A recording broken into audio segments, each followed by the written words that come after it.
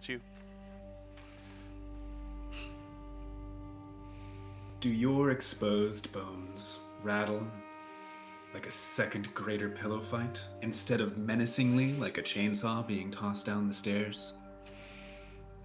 Does your jaw simply hang agape, instead of chomping aggressively at your enemies? Have you lost the pleasure of fondling your rusty weapons with your pale, naked hand phalanges? If so, you might be suffering from decalcification formation necromantic reversal syndrome, itis. But you are not alone. Call one of our qualified necromancers today at 666-666-6669 to schedule your consultation today. Medical advice excluded. And just remember how lucky you have it, because you are not alone. Because everyone at Grimm's Dungeons still is! What's up, you ghoul, ghast, and Wiccans? Welcome to Grimm's Dungeon's second stream of 2025. Sorry, I'm on a call. 2 callers ahead of us. And we have already assigned who will be executed first this year. Big Daddy Grimm still has not let us out of solitary confinement. We're still in our cages, all alone, but we still get to use our scrying spells to chat with each other. You know, we might have to pee in the corner and use that pool to, like, have a reflective service, but, how is everybody? Christian looks a little bit frozen, but, you know. Just making it work. Well, he wasn't supposed to be here anyways. Unfortunately... He looks very judging. Quite. Unfortunately, Fallout is getting delayed one more time, but that's okay, because we still have each other far away. Not actually that far away. We could all probably be in the same place, but we just don't. None of us have the setup for it. It would be so much worse than the dungeon studio. Wait, and you can get out? You can get out? I can't get out. I can neither confirm nor Boxes. deny that I have privileges, because I run these last minute roundabout things. I have a light void right next to me I can just run into. I'm going to the it light! just says go towards the light. It is actually how you get out of the dungeon. Go towards the light! Because it's very dark there. Here. So Get we are sucked. back for another a winter Wondershot in old good old Cairn. I think we'll just keep the winterness rolling, even though it is now not that cold, and all of the snow is gone, as it was. Says you, it was like I think, 1 a couple degree like days. 3 or 4 days ago. Yeah, but it's like 40 now or something. It's been above freezing. It didn't even go below 20 last night. I somehow still have ice in the apartment Like complex. that. Jeez. Well, it's probably because they don't like you. I was going to say something more clever, but, you know, why go Why? clever when you can just go true? Why bother? He won't get it anyways.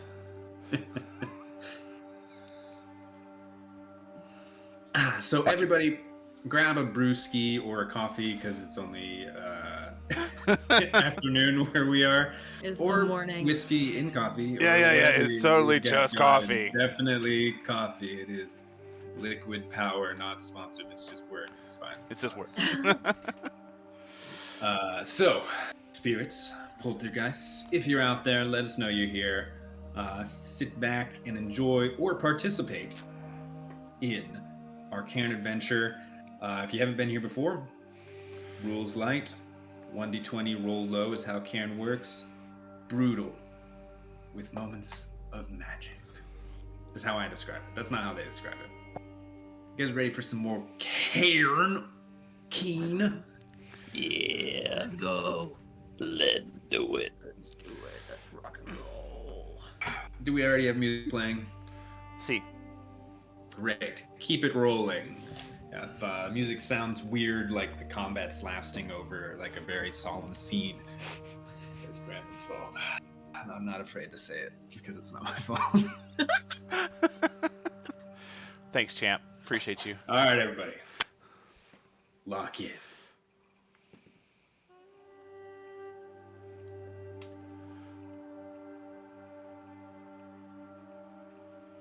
be really good for the audio-only listeners. There we go.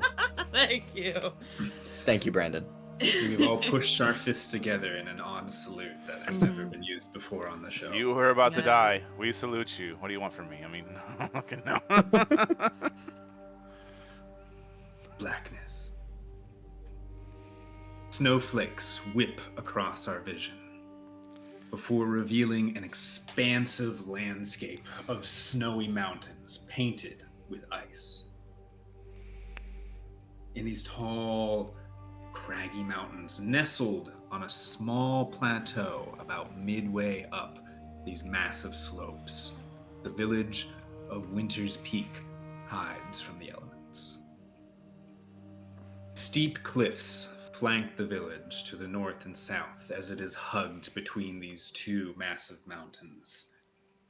Your own legends say a giant, waking from a deep slumber underneath the never-melting snow, pulled a chunk of the mountain away as they used it to help them stand from the icy plains below, to create the plateau where your village resides. Just a tale, of course. Giants are real, of course, but they aren't that big. It's almost true winter. Supplies have been gathered. Quote-unquote hibernation, where all travel from and to your village is over. You are but days away. All the signs have been pointing towards the beginning of winter. You're just waiting on the last trade from Frost Edge. That small village, sister village down by the edge of the ocean, at the base of the mountains. What are each of you doing in your village on this fine, frosty day?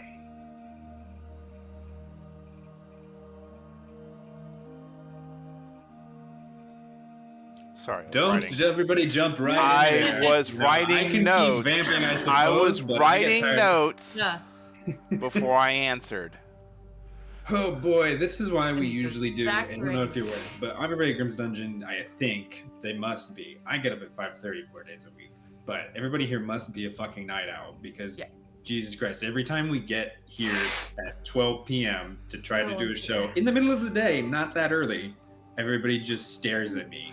I every was time ask literally a question. head down writing notes. I'm sorry for trying And to be you a should good be player. very present on our live show.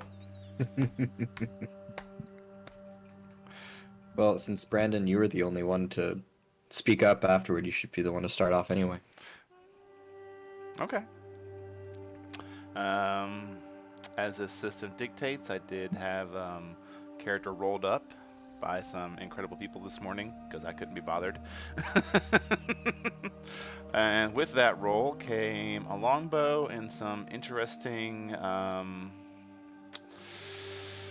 traits. So I would say this particular individual probably, again, I may need to lean on some knowledge about this world on you, Matthew, but I would imagine he'd be doing something similar in the vein of maybe like the last couple of hunts or hunting, trying to get just that last little bit of Sure. Yeah, meat. maybe you're checking some traps. So Yeah. you're checking and pulling traps even if they're empty now. Yeah. Because you're not going to go back out. Yeah, for this them. is it. Yeah, that's perfect.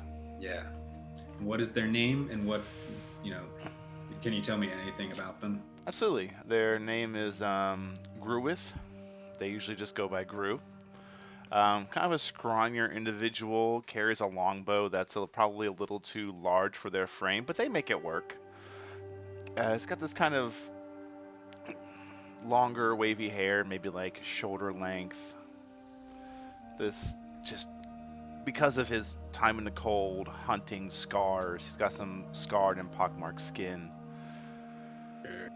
Blistered from the icy world Yep. that you live in. A lot of his clothing, because of his, profession, it is a bit, whether it be his or a catch that has dried long since. He does have a bit of more blood-stained clothing.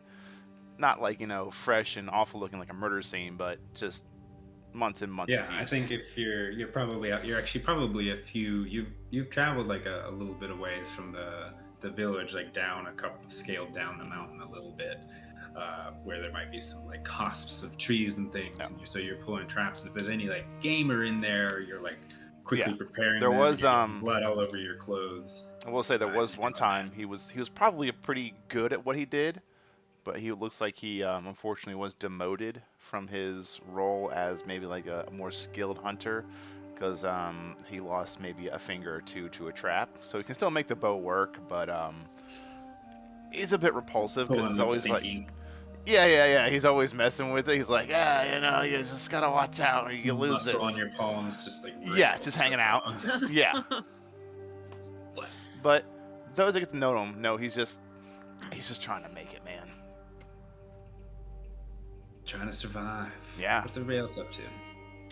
I think Morgwyn Crumwaller is taking care of some of the animals that have come back from the trap and skinning and starting to dry out the meat. So she's wearing a very bloodied apron, and her crossbow is never too far from her reach.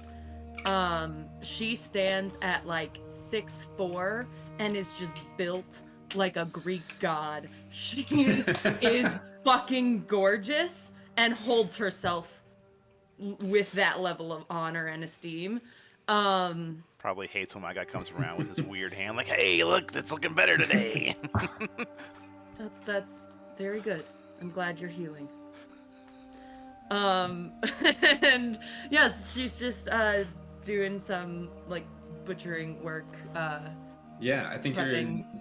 So the way the village is set up, it's like a lot of the lodging and like smaller shops and stuff are both all pressed up against the two mountains, and then in the middle of the plateau, there's a couple like long houses.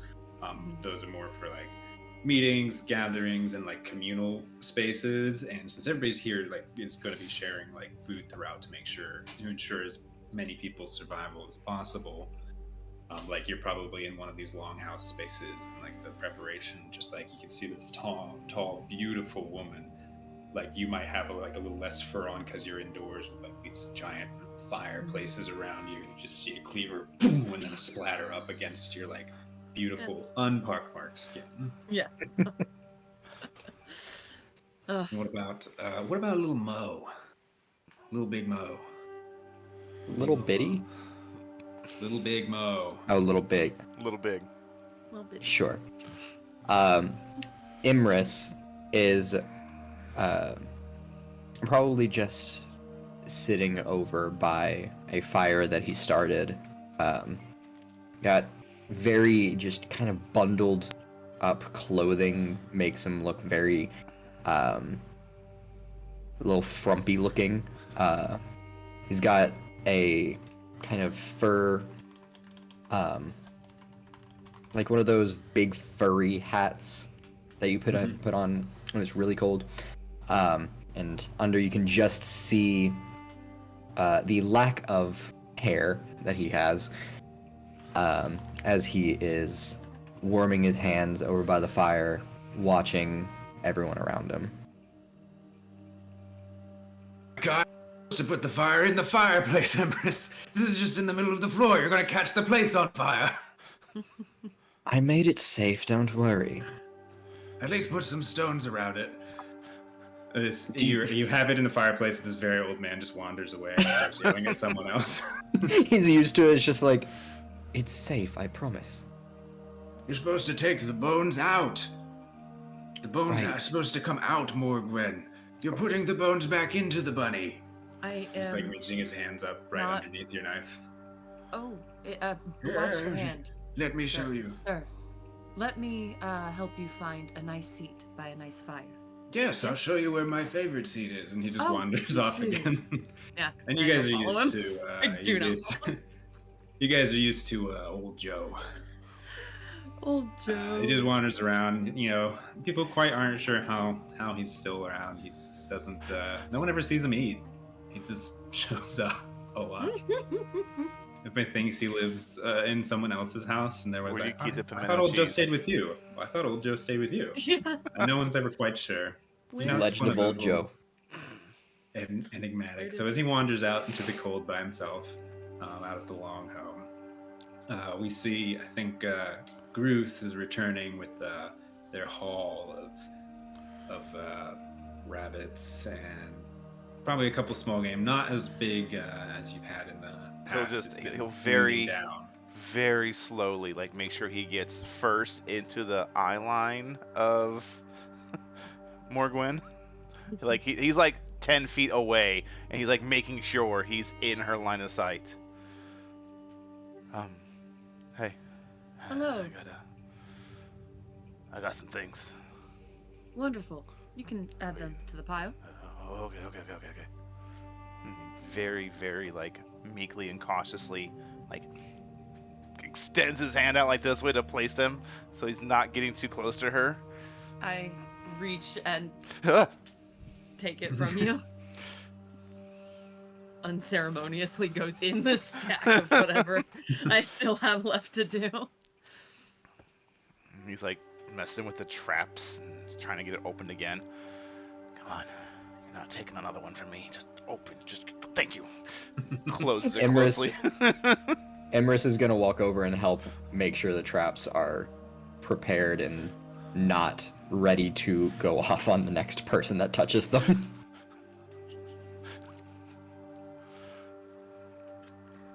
I imagine there's probably somewhere he will just hang them up in the correct location. It's probably somewhere they're kept during the long winter storage. As you guys are kind of going about your business, very familiar with each other. Like the longhouse is about as bustling as it can be at this time of year. So as you know, there's these different fire pits and fireplaces throughout. There's meat being prepared and dried, and hides being tanned, as well as just gatherings of wood also to be dried or kept dry from the elements on the inside. I would say that you're on one of there's 3 longhouses in the main. There's like one slightly larger one in the center, and then 2 on either side. And the 2 on either side are kind of communal storage, food, shelter if there's ever issues with somebody's home and someone else doesn't have enough room, that kind of thing.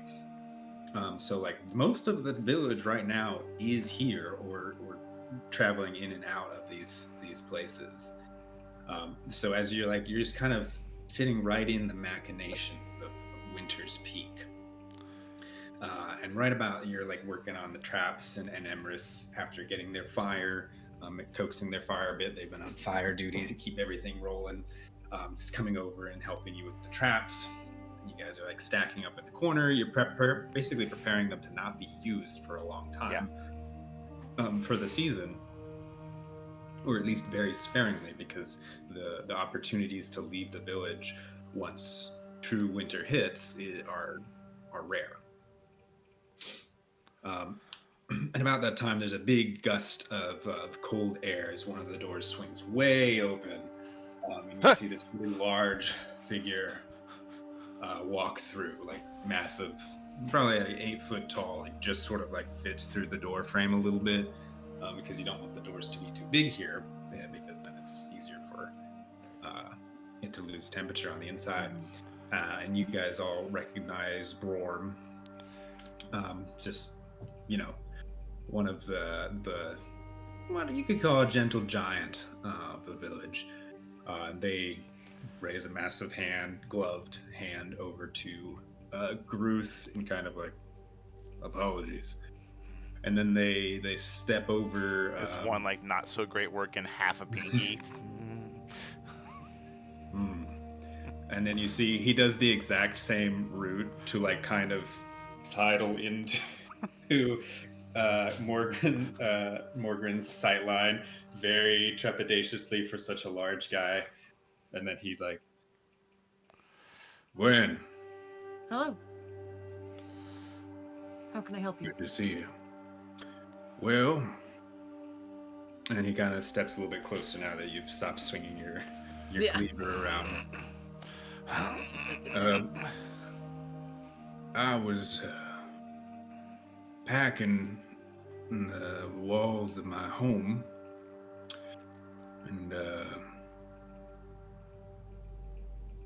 one of the other villagers came to me and was acting a little strange, needing some help with their home, and I said, well, now hold on, I need to finish what I'm doing Mm-hmm. first. Of course. But they were very insistent that I need to go help them with this hole that has appeared in their house. Now, this villager, and you're like settling back because Borm just has this way of just like really settling into a story. And Mm-hmm. this villager, it's Lindell. Linda. You know Lindell. Everybody knows everybody in this village. Yeah. So he's really just wasting time at this point. You know Lindell. Cool. Her Keep home. working in like not the big swings, but the little fine work that I Mhm. was Like in the maybe background, doing like- You got later. one of the In the background, Gru's trying to like unstring his bow, but he doesn't quite have the full strength needed, so he's like really focused, like get the bow bent and then get the string off eventually. You've got like one of those tiny little knives, and you're just like scraping away at the bone to release the hide and the sinew. We all know Lindell's home is back up a level and backed against the mountain. Yes. And she said the hole that appeared in her home is in the back of her home, which is the mountain. So at this point, I don't for sure believe what she's saying. I think that she might have gotten a little confused. She's getting close to that age. Do you know old Joe? In the home. Yes. Yes, I'm familiar with Joe.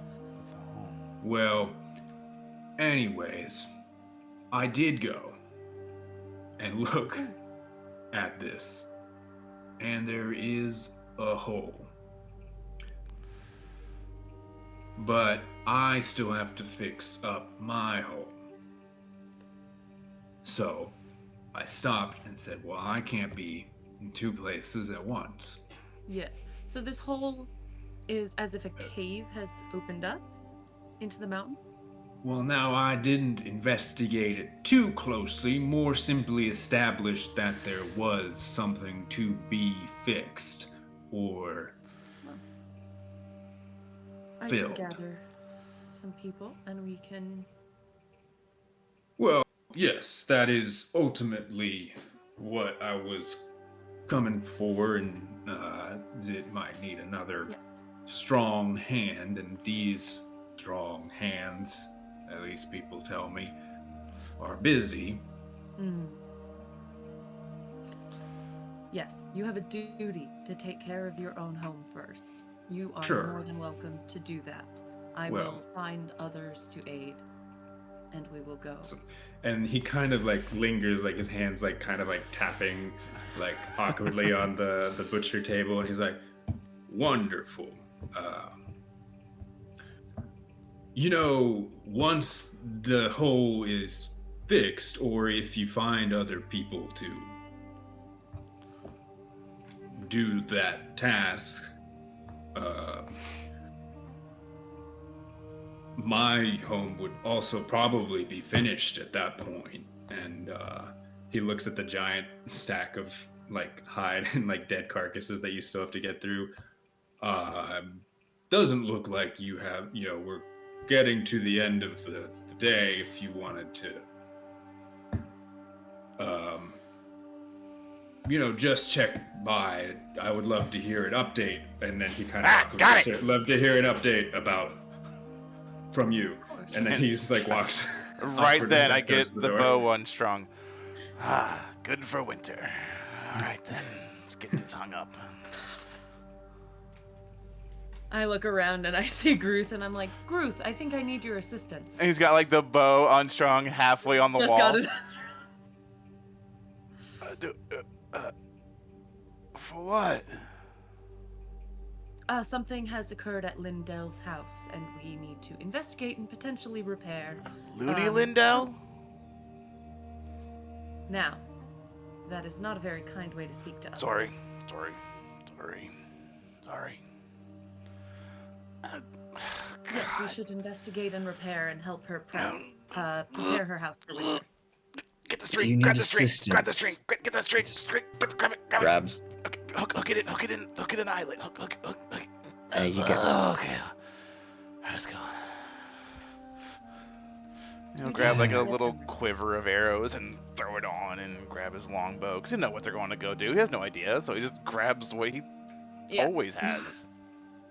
I'm bringing my crossbow. I don't go anywhere without it. Anytime you go outside, you bring everything with you because you don't want to go back to get anything should you not have to walk through the, frigid temperatures again. Mm-hmm. How far away is her house? Does it warrant needing a snack? No. So, once you enter, unless you also want to have a snack, that's fine. He takes a snack. Yeah, so you just grabbed a Gruth. Are you grabbing Emerus as well? Yeah, Emerus offered to come help. Mm-hmm. Yeah, so you guys quickly bundle up if you were unbundled. Gruth probably didn't even finish taking all of their cloaks and stuff off, and then they're back in the cold. And you open it up, and it's evening now, so there's just like a faint light from the sun disappearing, and there's a gentle snow falling now. And you guys quickly exit out and get the door and the hides and everything back in place. Very well, practiced. Once we got the last one on there, Gru's gonna be like, "Oh, should we have grabbed the torch?" I've got one. Oh, good. They already had them lit. Yeah. Yeah. Oh. Do you not have one? On me, no. We might all need one just in case. It would be wise for us. Starts moving the things out of the way of the door. Unmove the door. Get back in. You get some torches. Yep. And then and you're back outside. Yep. And it's just replaying the patting exact it. same. Just. I hold my torch next to Emerus's and just wait. It's now midnight. No. There are lights around the village. Most of them are indoors, but you can see where there are like little either small gaps between the hides and furs and like other like natural coverings over the buildings. There's little gaps, so there's like lights flickering from different homes, and of course the longhouses themselves are pretty pretty luminous. So there's this like large circle of light kind of like around these three longhouses, which are super big, and it'll just take like a few minutes, maybe about 10-15 to make it all the way to Lindell's. She's over on we have north and south of these cliffs that sort of where the plateau just drops off, and then the west and east, like pressed up against the mountains, are where the villagers' homes and things are. She's over on the west side. So you head over that direction. You're trudging through, almost knee-deep snow, some of which is packed down just because of all the feet, but it's always continuing to fall, so it never truly gets packed down completely. We just have a path. Yes.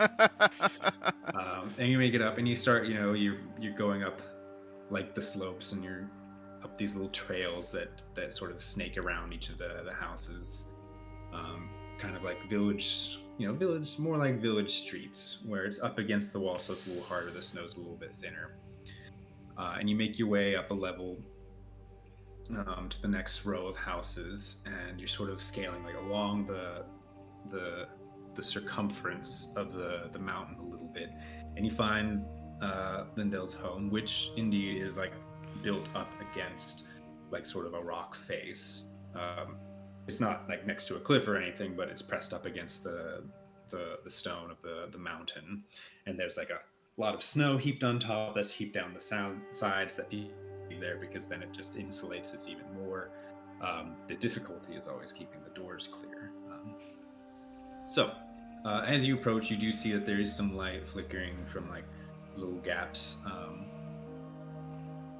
and you can kind of hear some like things being pushed around inside the home. I knock What would you guys like to do? very firmly on the door. Come in! We enter. I enter. And you enter, and it's a very small, like, I enter hut-like last. home. A very small, like, hut-like home. The ground is mostly just, like, barren ground with, like, hides and things layered on top of it. And there's a bunch of, like, little furniture, like a little hutch and a little chest and a little storage, and it looks like a bed frame has been pressed up against the wall, and everything has been kind of like shoved to the side and put in disarray, and you just basically see Lindell like bent over in front of you, like at the back of the wall, like messing with something, and she's like, Hello. Brorum, is that you? Turn no, around. We were informed by Borum that there was a hole in your home, and we have come to address that. Ah, you've come to address the hole in my home. Thank goodness. As she turns around, and it's this kind of small, like kind of a little like frumpy, I guess, if you would put it that way, kind of dainty lady. She's maybe in her like early 50s. Still seems very spry and awake. And she's like, yes, please. And she steps to the side, and you see at the back of her home where the sort of cave face was, which you see there were like lots of furs, and there were like shelves and things stacked against it, all of which has been just shoved haphazardly to the side. You see down at the base of the ground, there's this sort of like, roughly 3x3, 4x3, just like dent in the wall, essentially. And it kind of looks like part of the wall had just kind of collapsed. Oh dear, Brorum was not. Like sort of down at the waist level and below. Brorum was not hyperbolizing. No, he's not one to hyperbolize. You see, and she's like sitting down in like a chair and then standing back up and then sitting back down. She's like, well, I don't know. Heating in her little fireplace, you can see the fire is like still burning, but like getting low, and there's just like a bunch of wood like awkwardly close to it. Some of the shelves have been placed almost like knocked over into the fire. And she's like, I just noticed that everything was sort of like pushing out, and I just wanted to make sure that there wasn't any moisture trapped there. And then I went and I pulled everything away, and then it all just kind of fell out as I like started unattaching things from the wall, and now I have to heat like 4 more feet of space. We'll cover it up. I guess I could turn it into... So you saw it fall. I could turn it into storage. You could turn it into storage. Well, I saw that it was like pressing again, like the shells and all of my lovely furs. And she's like taking a fur and putting it on her head and then pointing it so it's out of the way and then putting it back. We're all over pushing out. And so as I was like seeing if I could press it back, it all kind of collapsed out. Right. Before you use it for storage or any other means, it might be best... That's a good idea. I could use it for storage. Very good idea. Of course. We might wish to check it for possible cave-in possibilities. You think it could keep falling in? I'd have to move my whole house. Well, that is what we are here to investigate. Maybe Brorum would hold it up for me. I do like when he visits. Or the good news is, you get cold storage and your value went up by like 3 times. Storage, yes, that's a great idea. I could put things in it. Yeah. Imris is gonna walk and get closer and just kind of look around this dent to see what the deal with it is, like what could have caused it. Gru is definitely going to be keeping Lindell company because he doesn't want to go near it. He doesn't want to go near the cave hole. Just going up and picking up random things in her house and then like putting it someplace else and then going someplace else and just like, yes, things could go. This could do well. And she's just like putting a chair in the middle of the floor and being like, yes, I could just redesign the entire place. and she just leans, like, was trying to, like, move the bed frame by herself. So while she's doing that, Emrys, you're, like, making sure nothing falls on her. You guys go closer to the sort of, like, you know, basically pile of stone, rubble, and dirt and stuff that collapsed outward.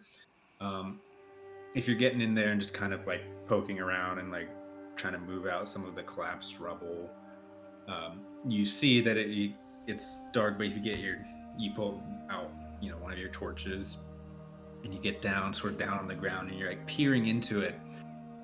You see, like, again, it does look like just part of the sort of stone and stuff sort of just broke off and collapsed, but it, you know, it's not like 100% rock face. There's some, you know, it's mixed with dirt and slate and stuff, so it just kind of fell out and collapsed.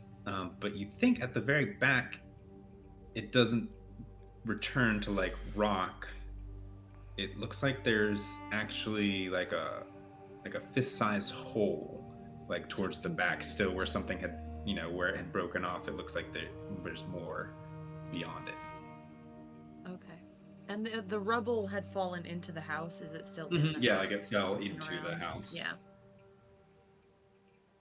And it does look to continue. Can we see any farther, like bringing the torch up a little? If you closer to the climbed hole? in and, like, Why not? kept the torch near you and, like, put your face up to the hole, it's darkness, but, like, you do feel like not like fresh air, but you can put your hand through it. It's a draft.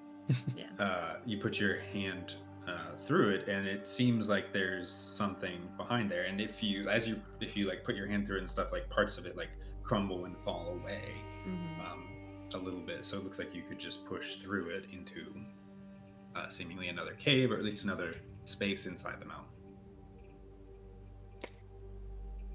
This is quite interesting, wouldn't you say? Yes, I found this halfway down the mountain during one of my last travels. It's just a rock. This is literally nothing special about it. But I like to keep it around because it reminds me of when I used to be able to walk. And then she walks someplace else and moves another chair somewhere. Lindell, have you visited the Longhouse recently? Which one? The main Longhouse, dear. Too many days ago. 2 days. Braun did go there right after, possibly, I believe, leaving here.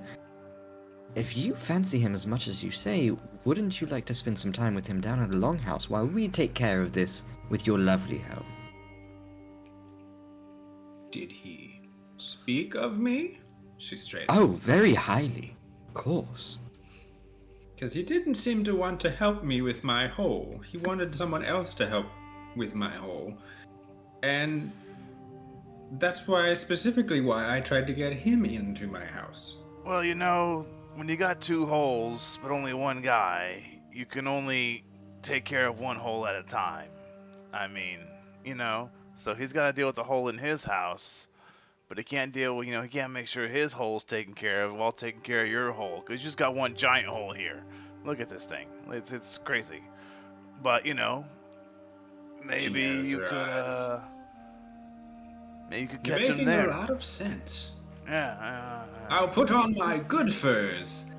And you see she goes into, like, this like, chest made of, like, bone and wood, and, like, pushes up and just, like, pulls out probably what looks more like blankets and just kind of stacks them on herself. And then is like, I'll be back. Don't be too long, because I may need to use my hole. And then she leaves. Toodaloo, don't forget to lock the door when you leave. Thank you for your help, whatever you're gonna do. You know what I should use? And she's like whispering, I should use it for storage. As she walks away, Gru's like, she has locks? I don't have locks. You don't have locks? No. You know, that We should would... fix that. Yes, that would probably be best, as... Not everyone is as, kind to others' belongings. We know everybody in the village. Yes, I am also not worried about theft. Well, I have many, many locks in my house. Right, of course. Yes. Of course, exactly. You understand. Yes. I don't understand. As he walks away over to like other random things she's So- moved, he's basically looking through her stuff. So, Linda's home. I worry about how precarious it seems. It seems that more erosion is probable. Exactly. Considering it goes into the mountain as mere inches before a possible cave. Yes. I'd quite like to, at the very least, see what's inside said hole Why? in the cave.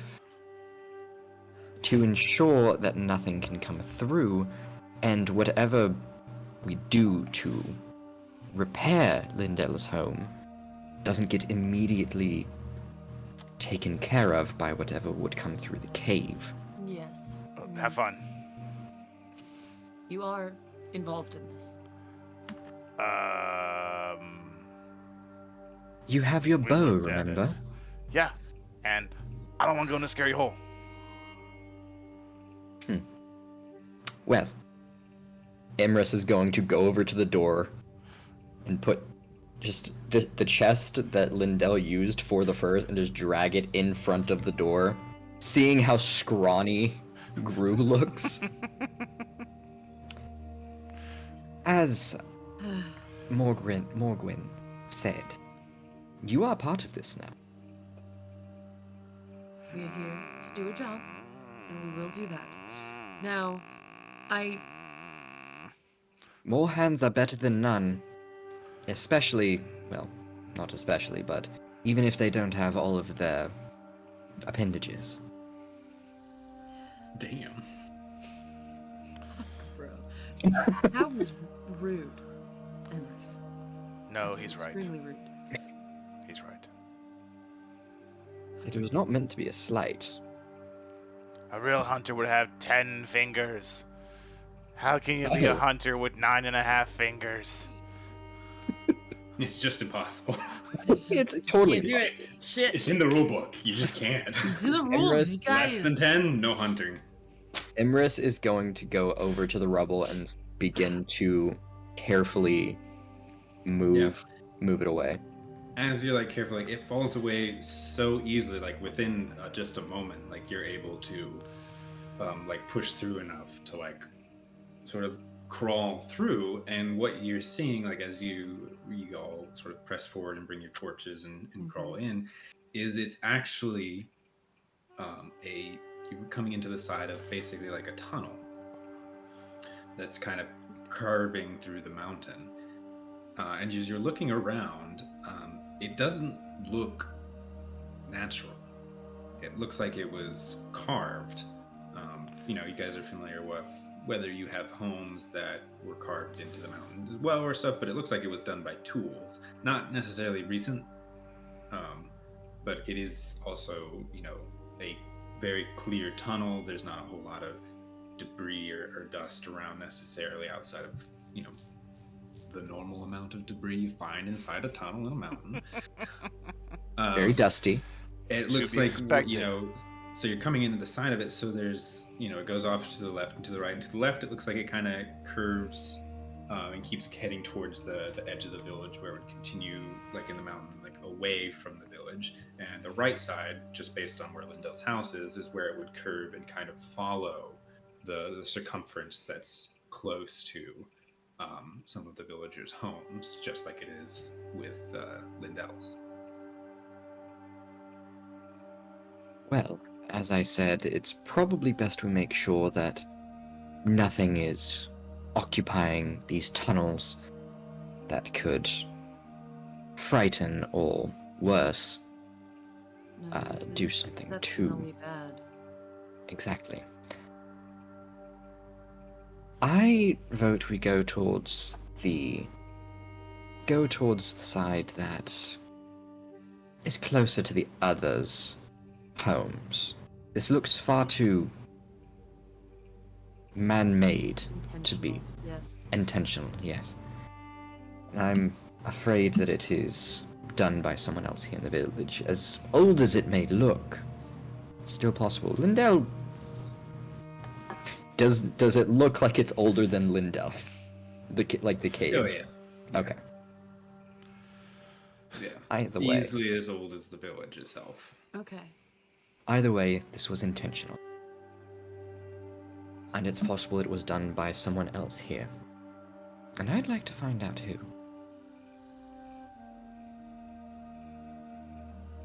Anybody else? No, I would Gru agree to go is towards the as homes. far away from this as he can be. Gruth, come in. Come all of the way into the tunnel. He takes a step. So, towards the other houses in this row to see, we should check that none of those walls would be near a cave-in as well. Or a cave out. Cave out. Cave out. All this was made Um, by one of them Title of the one intentionally. shot. Cave It's out. too old for that, for any of them to have been the one to build it. Not that they're not using it, but Fair point. Well, Gru, yes. would you like to be the one to lead? As you are. No. Yes. So, Carry this torch, No, and I no, hand you one of the Nope, lit nope, torches. Nope. Nope. And- Nope. Nope. So, as Gwen and Emrys are basically like pushing Gru down No, the no, tunnel. I don't want You this. know, like I heels know. dug in, just No. like Yep. holding Yeah. the Please torch no. in Yeah. front of them. Just. No. As you continue down, so you start to make your sort of way around through this tunnel. It stays. You could probably put two people next to each other. Some parts it gets a little skinnier in some areas, but for the most part, it stays pretty similar. Just tall enough for everybody to walk, without stooping.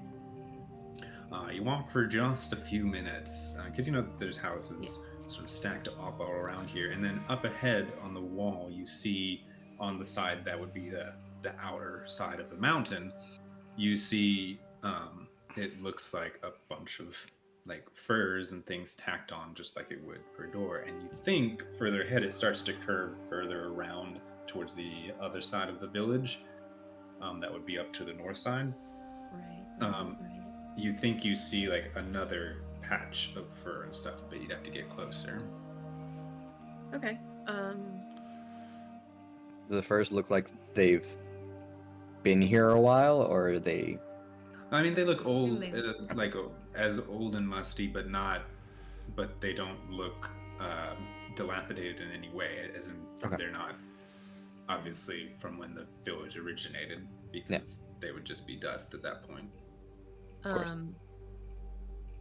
I think I will try to peek through the furs and see whose house this is. Yeah.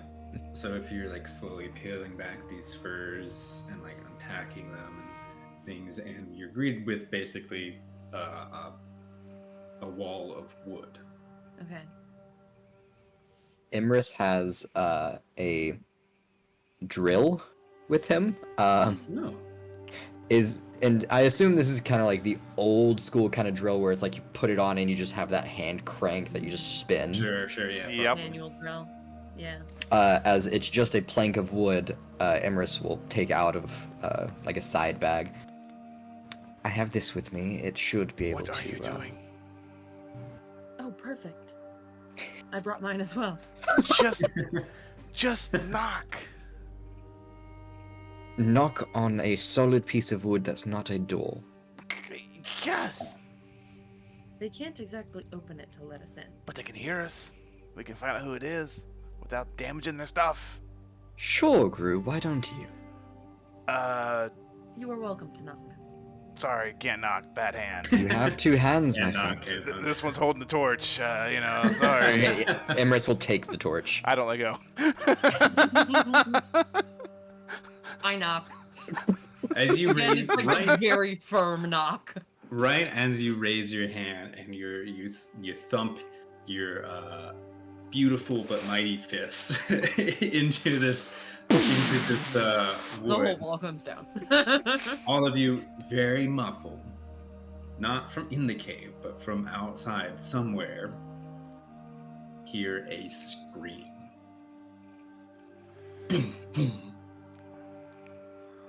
There's no response from beyond it. You can't tell, like, it was clearly somewhere. The only reason you could hear it at all is because you are like next to an opening in the rock wall. So somewhere in the village there was just a blood curdling scream. How far away does it sound? Like in one of these houses up here, or like in the village? It's so muffled, like if you had if there had been like any like more force to your knock, you might not have heard it. But it was unmistakable what it was, even though it was muffled. I think I start running. How far back is Lindell's house? A few minutes walking. Okay, well, I start running back. Before we go back there, hold. If we go deeper in, it's possible whatever caused that, it might come into a different part of the cave. Again, that's only a suspicion, but... I'm sorry, there was a scream in the village, and you're worried about something in the caves. Yes, as it might... Whatever caused said scream might retreat into said caves.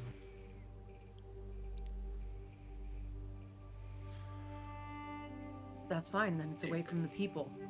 I'm still gonna run. Can I get the combat music out? Oh shit. Then I guess Just for a is... little extra anxiety and you don't have to follow me. We can all split. Yeah, splitting up's a great idea. Yeah. Yeah, especially in Cairn. Uh-huh. Yeah. No, I'm a Imris- coward. I'm following the big lady. Imris is going to follow a bit behind, just gonna hesitate and listen for just a few moments before following and going back to Lindell's. Nothing from on the other side of the wood and nothing from within the cave. Okay.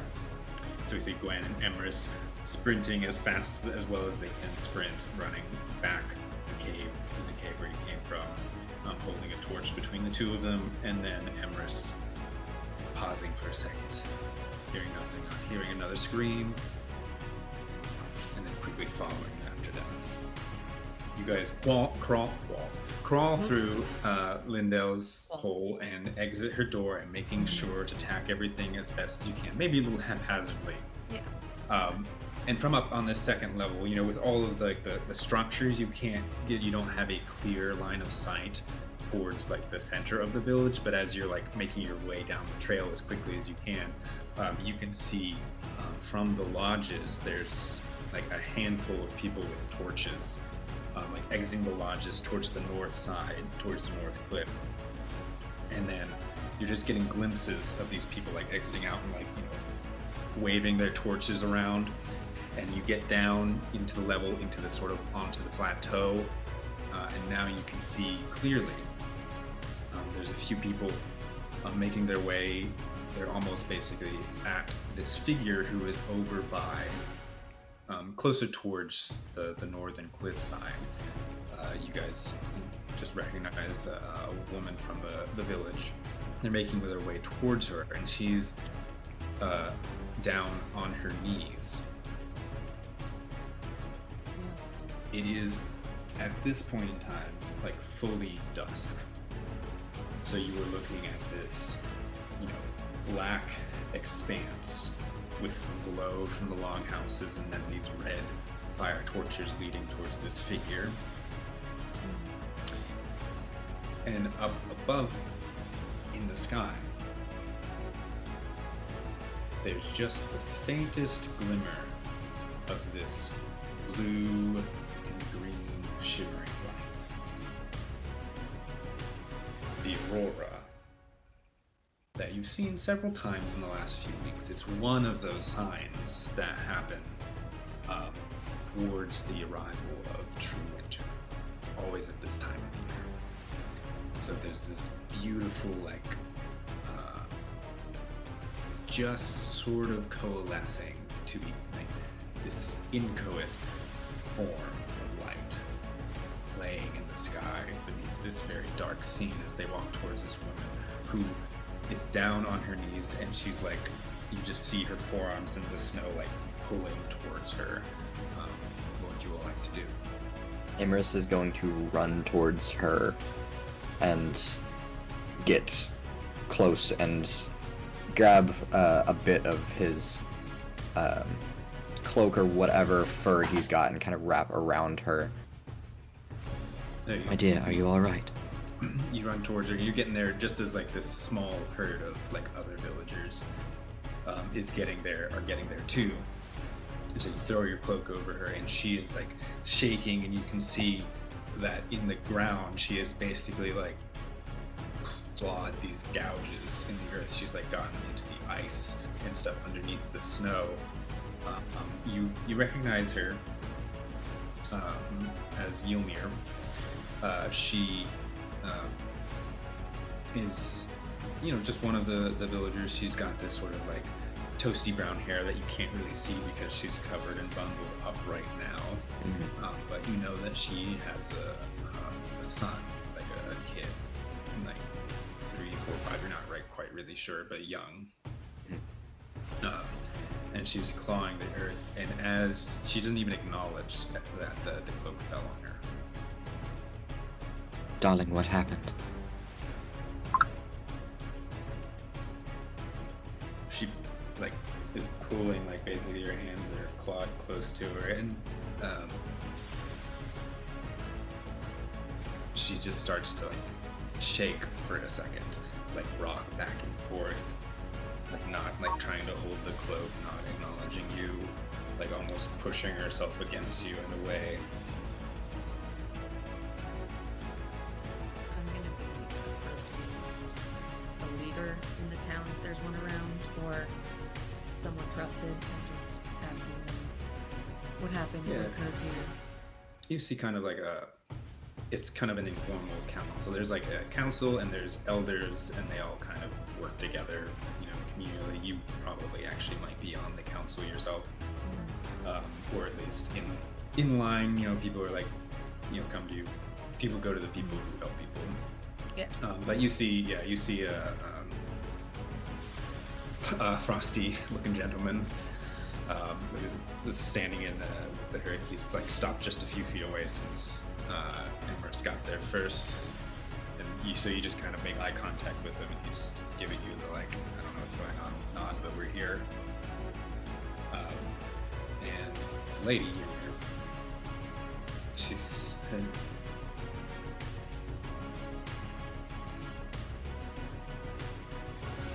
"It took him. It took my baby." And you see now it's sort of like, you see shock leaving someone's body, and they start to like just sort of melt and collapse. You see the tears would be coming if they could, but in this frigid temperature, they just don't quite make it. And so she's having to squeeze her eyes shut against the stinging, like, frost around her eyes. The light reached down. I was kicking him out one last time.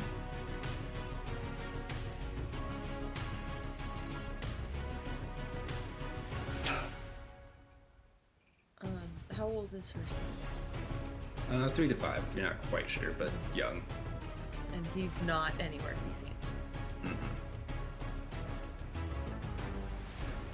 Was it exactly here that your son was taken? She's like rocking back and forth. And if you, she doesn't seem like she's gonna respond well. So if you start to sort of like walk around, and you see there's lots of footprints that come from the longhouse. People don't really go up to the edge that much. Yeah. But you can see, if you sort of start walking up and be careful and watching the ground and the snow, you can see where she and a smaller set of like tracks pushed through the snow than like actual tracks were like wandering around, and where she had kind of like stopped, and those little tracks had like continued to like traipse around, and you can almost see the little kid like sort of running around and playing and like falling over and getting up and running someplace else. And you see it gets closer to the cliff. If you're following it all the way up, 20, 30 feet away from the cliff's edge, they just stop.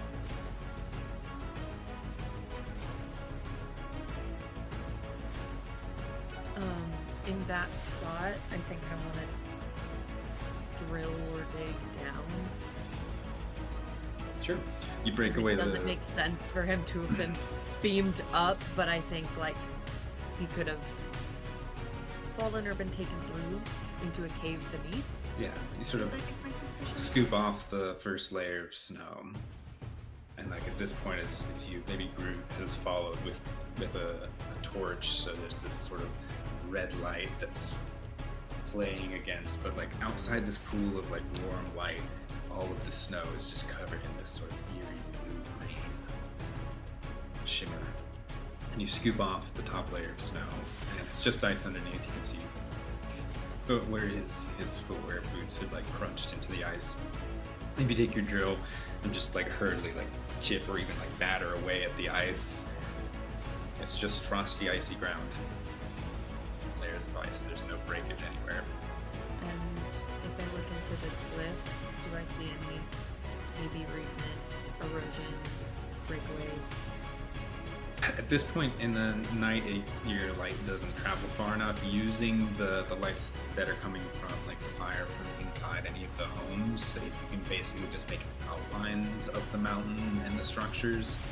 Think about this like inky blackness where there's just like little flickers here and there, like surrounding you on both sides, but nothing that you can see in the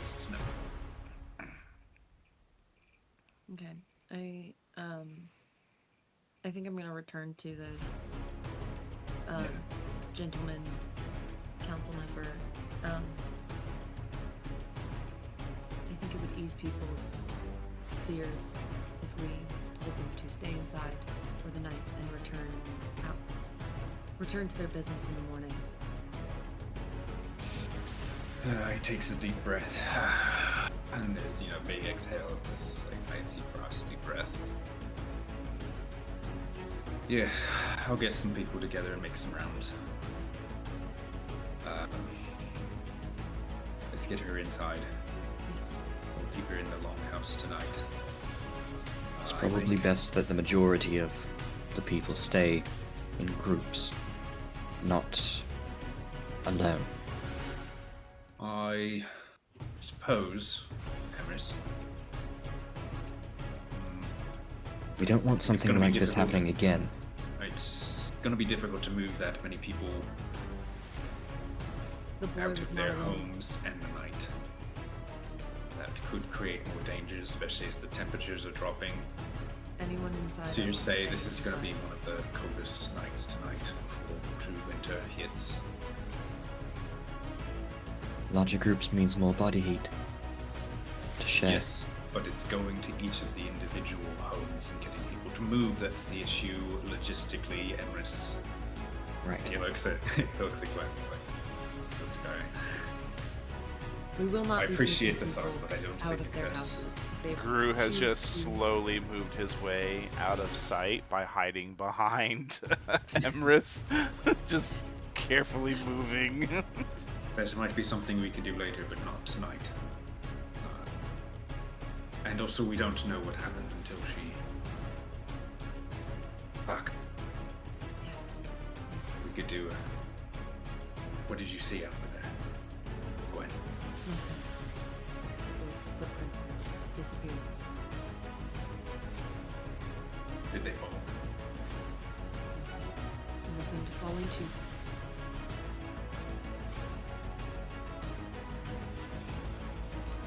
Hard to do a search party when there's nowhere else to search.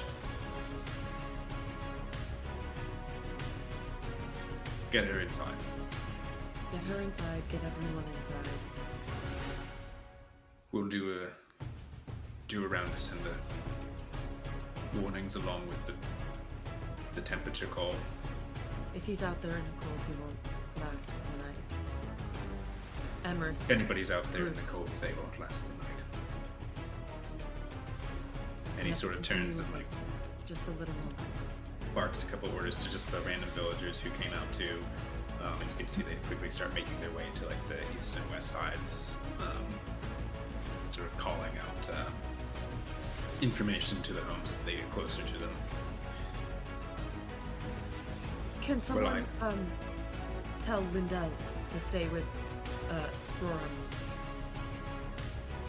for the night? Her house is not yet repaired. Are we trying to get them together? I thought Brom was very clear with her last year. I do not insert myself into personal affairs. You know, I do. She just I think needs it would be one lovely. place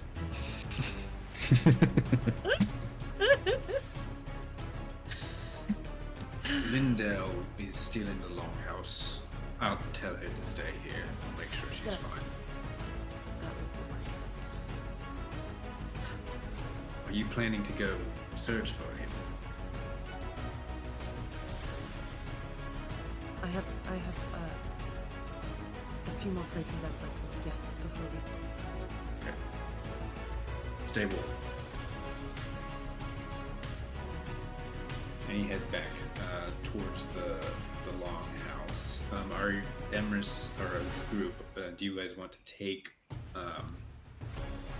where Ymir? Is that what I call it? Yeah, Ymir back yourselves, or do you want to let the other villagers take her back? I think Imrys will, depending on, I guess, the amount of time it would take to go from. I can take her back. And you're coming back to us, correct? I mean, what if she needs emotional support? That's what the rest of Sorry. the people are for. You can't provide emotional support if you only have 9.5 fingers.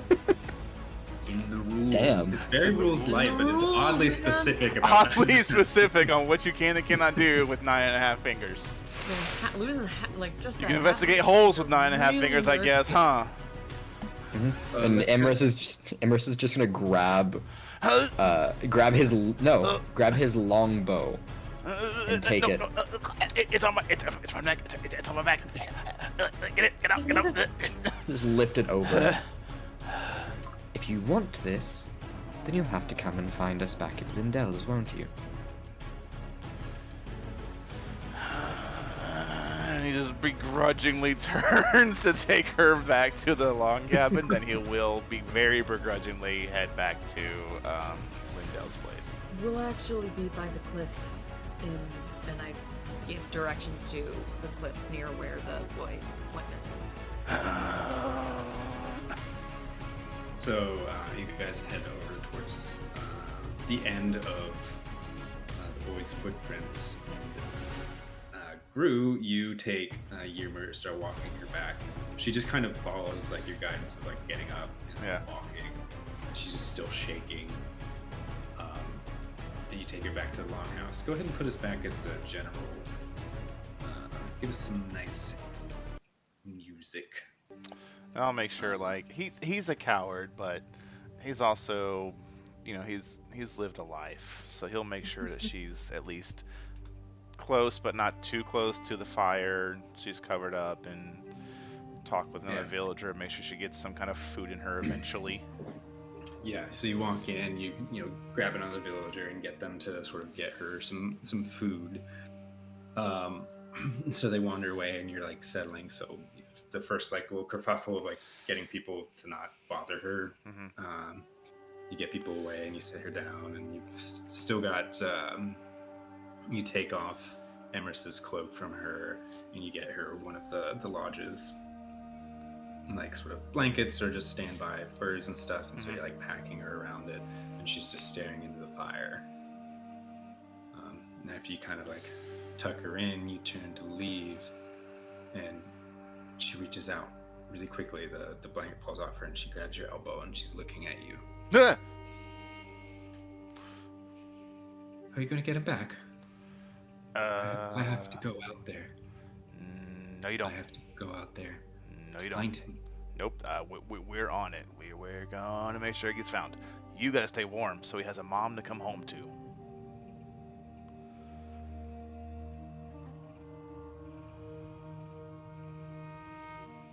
It should have been me. It said,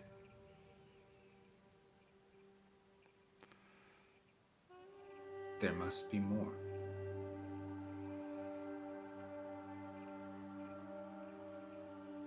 And then she kind of leans in on herself, like sort of digging her hands into her shoulders. Who's the biggest Facing person the in this fire. building right now? You look around and Borm isn't there, Shit. but you could find a husky-looking man or woman for sure. Go to them. And I'll Hey, point what out. can I help you? You can see that there's another 6-foot woman working on the butcher table. Sorry, I didn't mean to bother you. Oh, sorry. No, I'm sorry. I came from out of town. That's why I sound different from everybody. It's okay. I've lived here for years, that- though. We're very familiar with each other. He will point over to Ylmir. Oh, Make sure she stays inside, please. oh, that we last, sure.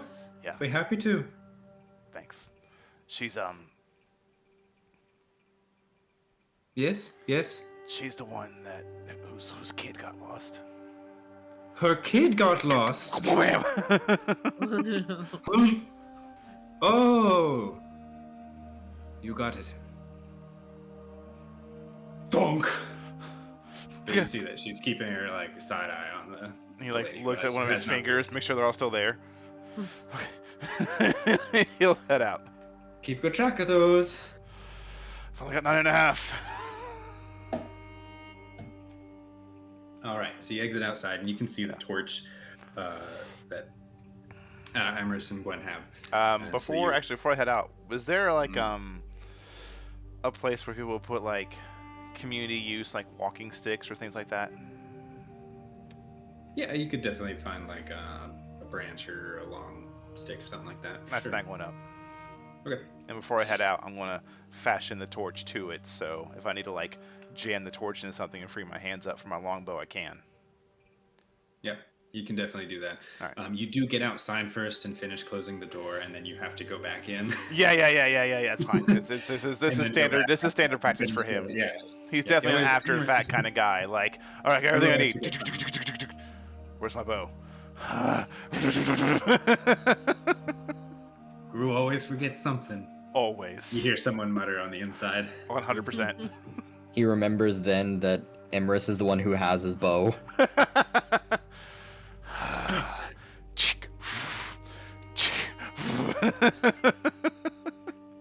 You make your way out there. What are Emrys and Gwen up to? I am taking us from the footsteps to the cliffside, and then there's two of us. I'll go right, you go left, with the torch each, and search for cave-ins, cracks, holes, anything. All right. I will follow your lead then. So you guys take a few minutes. You don't go around the whole village, but you sort of circumnavigate this sort of lower level of structures up against the western mountain where you found the tunnels higher up, and all of the homes look good. You can hear the calls from some of the villagers that the council member sent out, sort of warning people of the seer's warning about the weather temperatures tonight, as well as a sort of not played down but an undetailed reason to just stay in as well, like a be on high alert and Yeah. stay safe.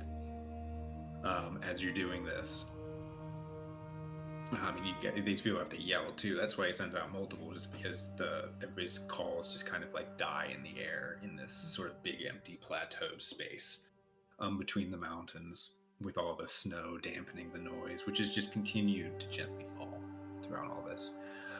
But you go for a few minutes on either side to the closest point that it would be from where the boy's footprints disappeared, but none of the structures appear to be in any disarray. Nothing on the walls seems out of place where you can, see the mountain earth itself. So if you make your way back together, kind of back to the point you started, that's about when Gru would join you up with you all, begrudgingly. Imrus will hand his bow back to him. And He immediately leaves. You're muted, buddy. You're muted. Absolutely. As soon as I get my longbow, Oh, yep, you're muted through Discord, my friend. I muted both my personal mic and Discord mic. My apologies. Alright. As soon as he gets his bow, yeah, he turns around. And grab the- grab. Yeah. You're a part of this, remember? We need a third person. We need someone to hold the torch. As he sees you both have your own torches now, you seem fine.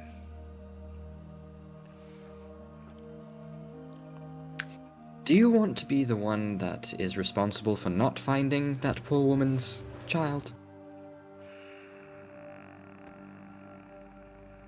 Or do you want to be regarded as someone who is heroic and can do things despite his 9.5 fingers? Heroism gets you killed. As he goes on the path that was seemingly to be walked by Emrys. I've already gone that way. We've come back together to discuss the next plans. Well, then what's next? I mean, I don't want to sound negative or like I don't want to find a kid. Obviously, I want to find a kid, but footprints just stop. Mom's saying weird shit and fucking.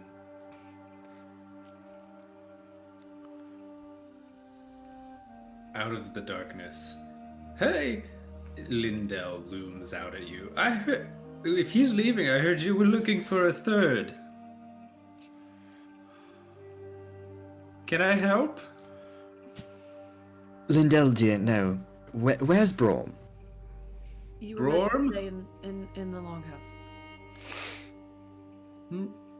Well, I went to look for him. We did have a nice conversation. I caught him on the way out, but he still needed to go back to his house. So I just popped in there for a quick moment, and now I'm on my way back. Did you fix the issue No. with my home? Do Your I still... house Okay. is not resolved yet. You were meant to stay in the Oh. longhouse tonight. Oh. Well, no one told me that. Supposed to. Who was supposed to? And are you looking for a third? No, 'Cause Lindell. I'm a good adventurer. I have just enough experience, as well as just enough adeptness in my body left to be of assistance. She stands there proudly. I am oh so very sure. But I believe we've already made some progress, us three, and sometimes more numbers doesn't mean more progress. 3, I feel, is the perfect number, and we already have done so much with our friend Gru here. She narrows her eyes at Gru again. I look away. I look anywhere else. I just look away. All right, well, I guess. I pretend to be watching the Aurora Borealis effect. I don't know. Fucking, I look away. I was supposed to stay in the longhouse, but no one told me. But now you have told me.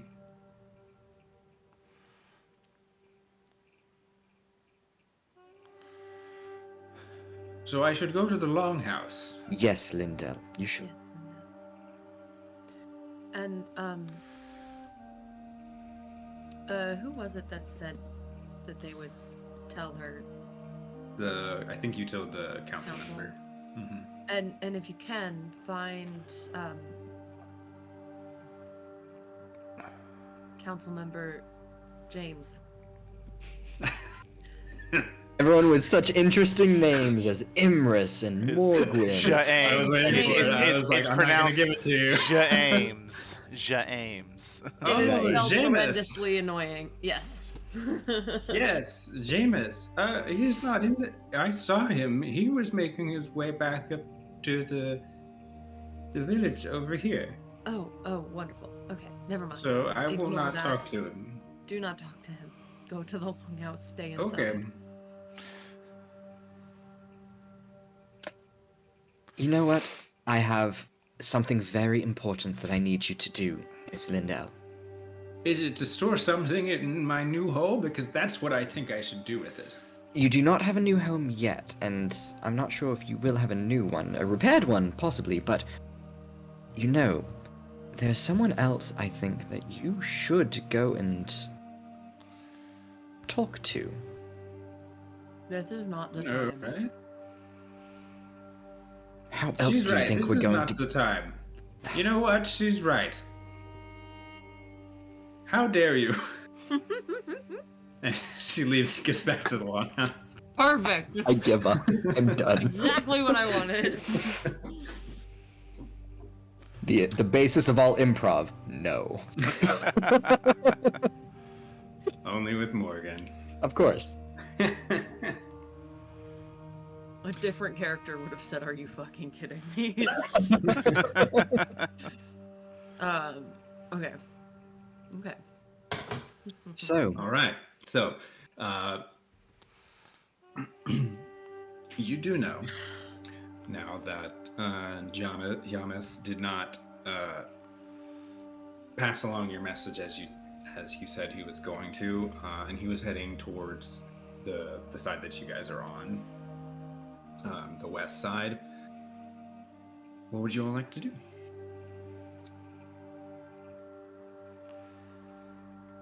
and nothing has changed about the Aurora Borealis effect, right? It's just it's still... staying very not dim, but like distant up in the sky, but still very present. I think I want to figure out whose house we found another packed cave-in. Okay. So you want to go back to Lindell's house and follow the tunnel, or do you want to go from the outside and try to like I aim it want to go out? from the outside. At least find it. Okay. And Emrys is going to go to Lindell's and go to the other side and just knock on the wood so she's able to hear where the other side of it may be. Okay. Is everybody in agreement on that plan? As with Cairn, the players and characters should talk together and enact a plan that they all agree upon. I don't know if I'd be able to hear the knock if I'm not already in the house. I'm gonna stay with the big lady. I'm unsure of a better plan. Why don't we just go to the other side in the first place and drill a hole and see whose house it is from that side in the first place, instead of going from house to house and trying to find a hollow point on some random village's wall? Why are you gonna put a hole in somebody's wall? Just knock and yell at him. I was planning to gauge the distance that we had traveled and try to estimate which house would align with the hole that we had found. If you are capable of doing such calculations in from a winding tunnel, then be my guest, of course. The winding tunnel stayed relatively close to the cave wall the entire length, I believe. Pardon, correct. As much as you could tell. Then, if you believe you can do so, then of course I will stay and help. That's what I'm gonna try to do. Okay. So you guys trudge back up. You take a different, like a closer little trail up to past the first and into the second level of homes where you were before.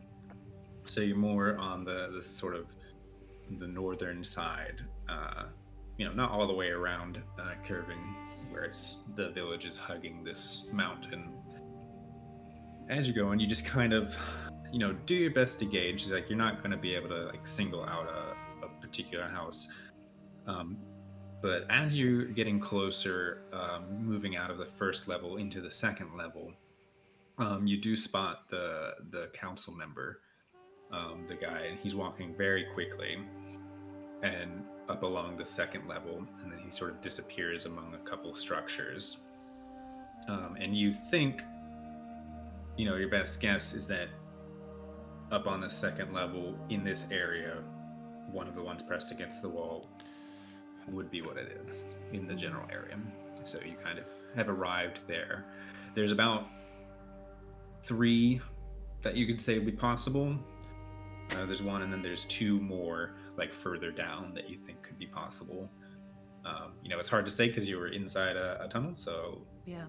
But- Do I know which one is the counselor's house? you don't necessarily think that any of these are Okay. his, but he kind of walked to the He further walked two. To one of the farther two? Mhm. Um, Yeah, you'd think that he actually lives lower down, but yeah. Okay. Yeah. Well, let's start with the second one in the middle. okay. So you just walk past the very first one that's up out here on this tier, and this is kind of like there are other structures like on this sort of like level, but these are just ones that are up against the wall. Yeah. Actually, are there lights on? Or like any sort of light in In the first one, the first one? yes. In the Cool. other, you can't see the third one quite yet. You just know Yeah. that it's there. And in the second one, yes. Okay. So yes to both. And I'll knock. Yeah, Oh. go. I was gonna say, like from the inside of the cave, were we able to see through like the cracks in the wall if there was anything lit, like there was light coming through or no? Mm-mm. No. Okay. No light or no, we couldn't see. No, you couldn't see. Oh. It Okay. looked like it was possibly covered by something on the other Gotcha. side of the wood. Yeah. Thank you for the clarification. Cool. Yeah, I'm just going gonna to the knock second. On the first. Oh, second. I'll go to the Yeah. second one. Okay. On the first one, you kind of like knock. It's more of like a pat to make more noise, is how you guys knock with like the soft furs and stuff. You just like Mhm. slap it. Smack that. And very quickly, like relatively quickly, one of the villagers like cups their eyes and says, "We already got the temperature call." No, I was curious as to if you had encountered any cave-ins or any damages to the cave wall as of late. Or No, in prior years. no, the mountain's not falling down. Is that what the high alert was about? Did we have was there an No, avalanche just or some something small nearby? damage. Just some small damage in Lindell's house. Wanted to ensure that Oh. no one else was encountering difficulties or Well- needed repairs. You might want to check that she didn't do it herself. But no, we're fine. Everything's good in here. And you can, I mean, he's not like trying to hide anything. Like you can Yeah. clearly see like he's got his family in there too. And the back wall. As far as you Uh, can see, like he's pushed it aside and he's like, "Yep, everything's fine. Wonderful. Yeah. Get out as of the long as cold, Gwen. Huh? Should get out of the cold, Gwen. I can handle It'll it. be a nasty night. Oh yes, I will I'm sure you can. get inside before it gets too dire. Thank you. Good. Great. And It's already too dire. Can we please go back inside? you are plenty strong to withstand this. Why are you lying? I believe in you Why? because it takes quite a soul to forge on without a finger. I walk away. My gosh. Meanwhile, Not away, Mhm. but towards where Yeah. Emrys is, yeah. Emrys is.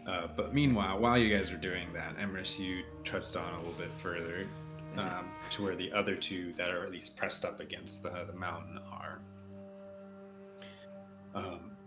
And as you get close, it looks like the lights from the second home, they are dimmer, more like the fire has like burned low. not, but still is lit. And if you step around like enough to see the other house, that one is dark. Okay. But you're also not sure, it's on the edge of the village, if that one is someone currently inhabiting it or not. Mhm. You know, and people like trade homes depending on like family sizes and growing and losing people, so it's hard to say what's happening. And then as I said, the one that you're standing next to now is just very low. And if you pause for a second, you do hear someone moving around and inside, but you don't see the councilman anywhere. Okay. No windows or anything.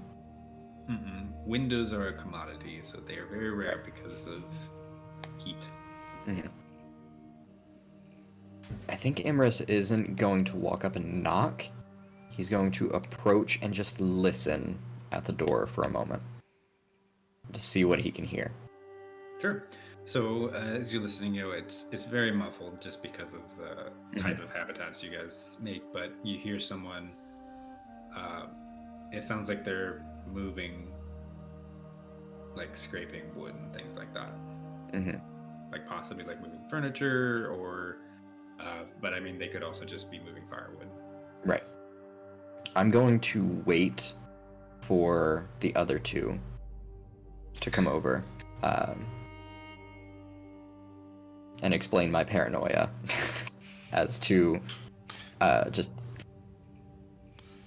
I didn't knock yet, but I heard someone moving possibly furniture or just wood against wood, and the light was blocked from the other side. And it's possible that whoever is in there knows about, if this is the correct house, knows that this may be an entrance to a tunnel. And I wanted to wait for you two, as I shouldn't go it alone. Do you have a plan to discover these things other than knocking? No. Once I had you here, and he's going to lean up against the door again and try and listen to see if it's still... there's still the noise or if it stopped. It stopped. Okay. He is going to give the gentlest of knocks on the door, and probably only wait a few seconds before attempting to open the door himself. They might not have heard that. That was a very soft knock. I may not have wanted them to hear, necessarily, but I'd try the door. Yeah, so you untack the door. It's not locked, just like no one's homes are locked here.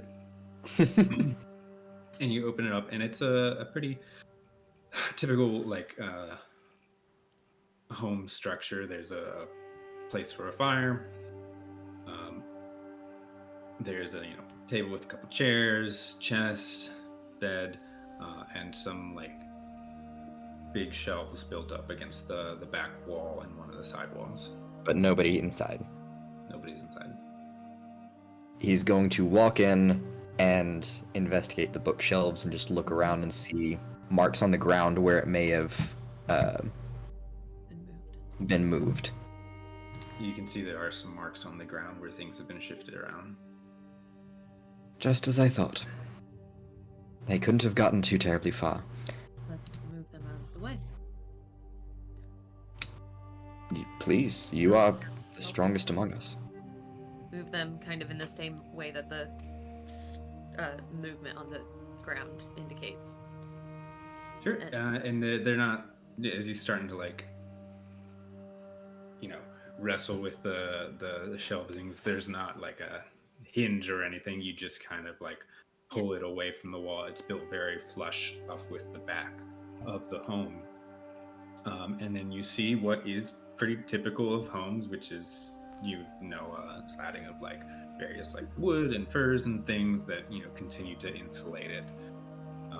And if you were to continue pulling apart those, you do see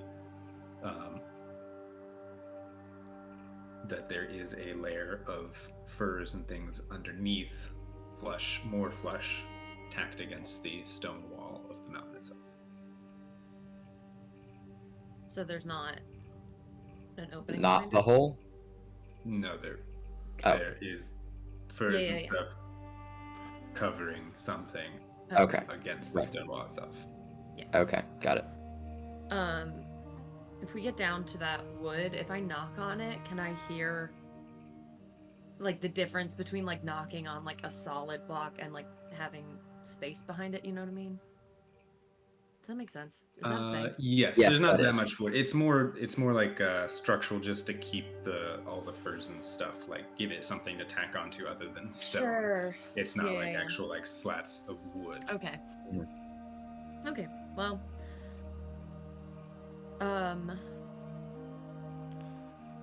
Does it look like there's a way to take it down that doesn't like wreck it? Because if they just got just in there, as you normally take everything down. yeah. You peel it back and you see the tunnel. There are a few furs discarded on the ground that covered it from the other side that have not been replaced. Mm-hmm. If it was Jamez that made his way in here, we probably shouldn't let him know that we are following. But we should follow, as he knows about this. Yes. Which way do you think he went? Going to look down, look Hey, and Matthew. listen. Oh, Yeah. I'm a hunter. Are there tracks? You look down at the ground, and you can see enough like footprints to Get at least a left or a right. Yeah, it That's all we looks need. like that they continue to the left, like back where it would pass by Lindell's house and everything. That way. see, you were valuable here. I'm not going first. I'm already walking. Like as soon as you said that way, I said, "Great," and I went. Okay. What order are we going in? Third. How going? I'm leading. Yep, sounds about right. So I'm in the middle. And torches. Mm-hmm. I got torch You have stick. it? You've got the torch.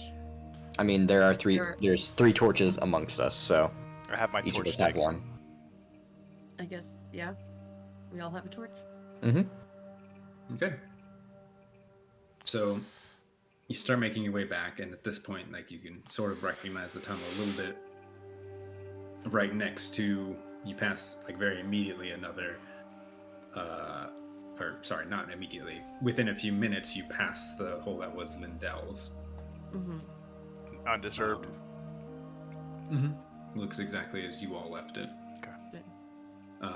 Where it's just kind of like a little cave out into her home.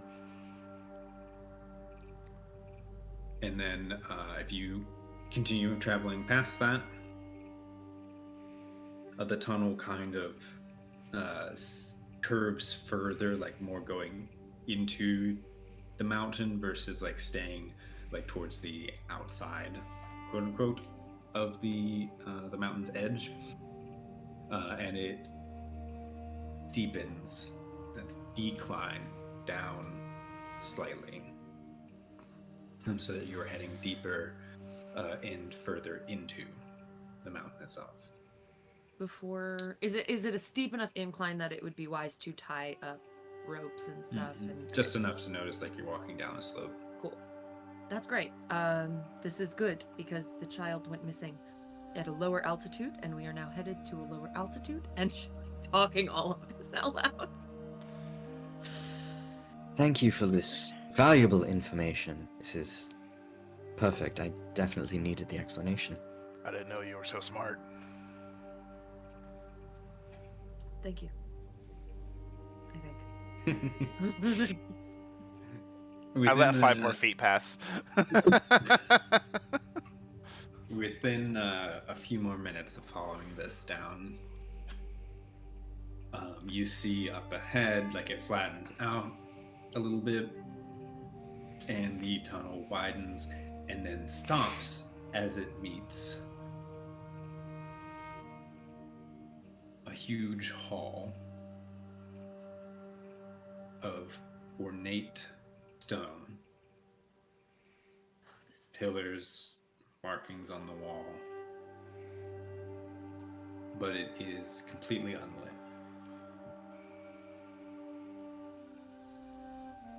Go ahead, everybody go to roll 20. We'll get a new vibe pick. Oh my god. Spooky. Deep This- cultiness. Saltiness. Oh This my is the vibe pick. So it doesn't look exactly like this. It's a whereas some of the walls, it kind of Mm-hmm. jumps between like natural or at least like just like hewn cave walls, and then there will be like a built stone wall probably to support it or whatever. But there are these pillars leading through it, and it expands out to the right and left, so it's kind of one of those, think not the Minotaur like maze, but you know those very massive rooms that are just a bunch of pillars in every direction, and the room is large enough that you cannot see the edges. That's kind of the vibe you get from this room. It doesn't look that big to the left and right necessarily. You think just on the structure that if you took a few feet you could probably find the edge, but it goes deep into the mountain. Stepping forward at all. Sorry, go ahead. Do we still see the tracks of whoever came before us? You can't really see like footsteps in dust or anything right now. Again, it's kind of like everything else where it's like it looks old, but it doesn't look necessarily uncared for. So there's not like dust. Not even like the follow. Like wet footprints from the snow outside is probably all dried by now. Or like dried on the boots. Not that you can see. What you do see stepping forward, like you can see these different. It's not in any particular pattern, but these sort of different pools, like very circular pools of some sort of liquid, and they're just sort of in the floor, centered between four pillars in different areas.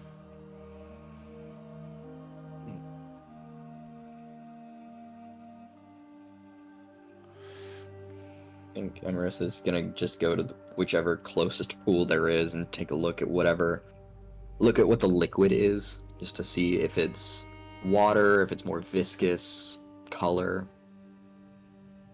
Yeah, so as you step up to it, it's kind of weird. It does look like water, as you're sort of shining your light over it. But because the pool, you can't really tell if it's just like a shallow like curve or if it goes so deep. It seems to go incredibly deep because of how dark it is. You know, so essentially it looks almost black because you can't see down into it. Got it. Okay. So there's not really like a tint of any kind. It's more of like a clear liquid. Yeah, it does look like water. Yeah. Okay. Do we continue forward, or do we investigate these seemingly endless pools of water?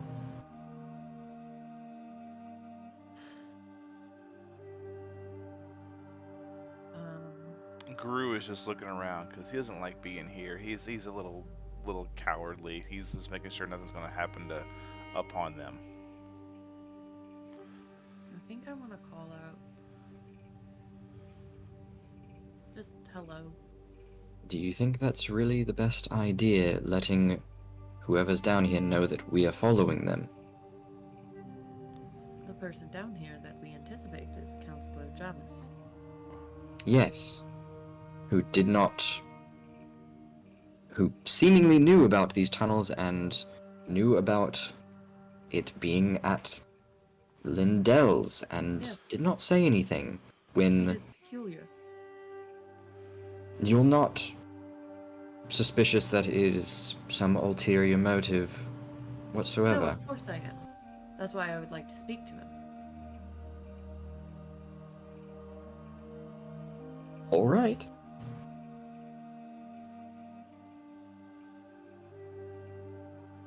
As you say, that's why I would like to speak to him.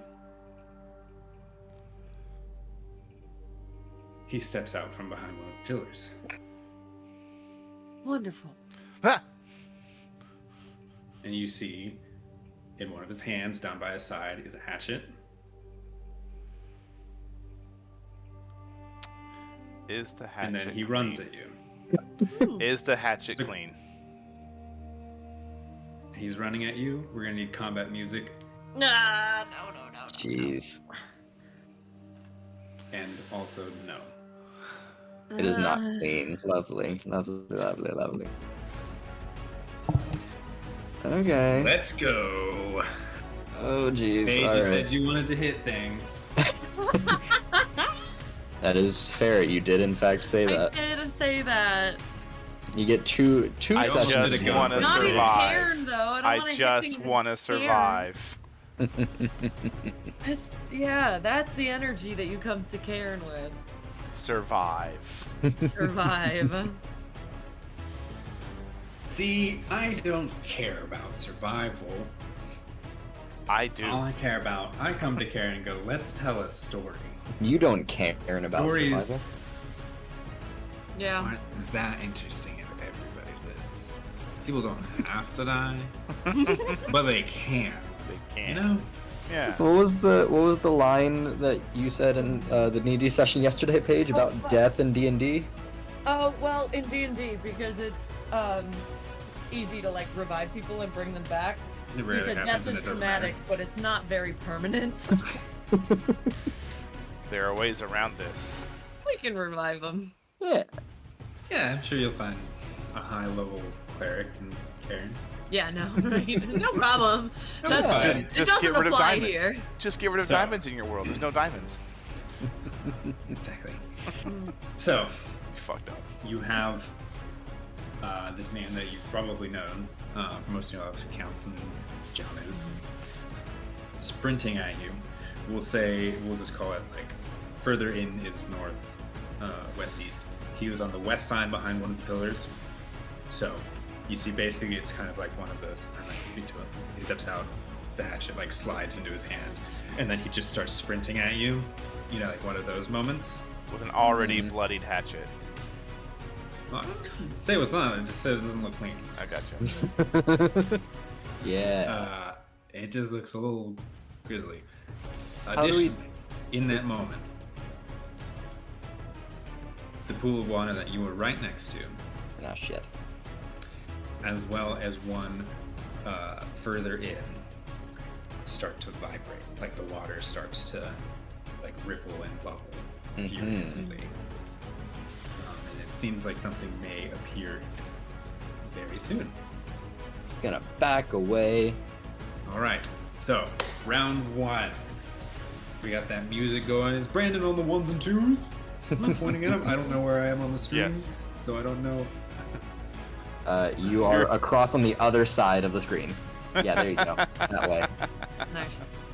Yes. Down- yeah, Combat music perfect. is good. Maestro. All right, so let's go ahead and everybody start with a dex save to see who goes first. Oh, hell yeah. Nice. Oh wait, shit, no, fuck, I forgot we want to roll low. Damn it. Yeah. Fuck. Roll low. I rolled gotta a roll 19. low.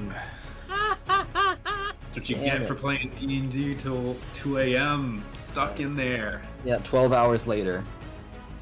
Jesus. Oh my god, yeah. Jesus. What do we get? I succeeded. Okay. Fail. Fail. Fail. All right. They're gonna ask first. Shit. We're gonna go turn-based group. Too stunned to react. Jamis sprints towards you. There is this sort of inhuman, like very forced, like grimace on their face, like the baring of the teeth, and just like this sort of wild energy coming from his eyes, and he doesn't say anything. He's just going to swing his hatchet, and I believe we had Emrys was up by the pool, so that would have put Gru and Gwen kind of like behind him, like a little bit. Mhm. But Gwen was in front, so I'm gonna say with that placement, him coming from the west, he's going to swing at Gwen. All right.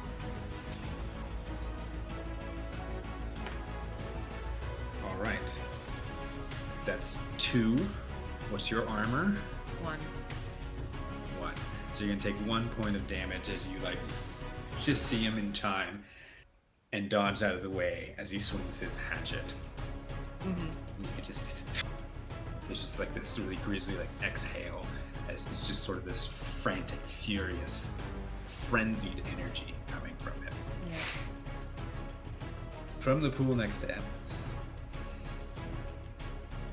2 extremely pale hands with long fingernails reach out of the pool and grab, scraping on the stone floor.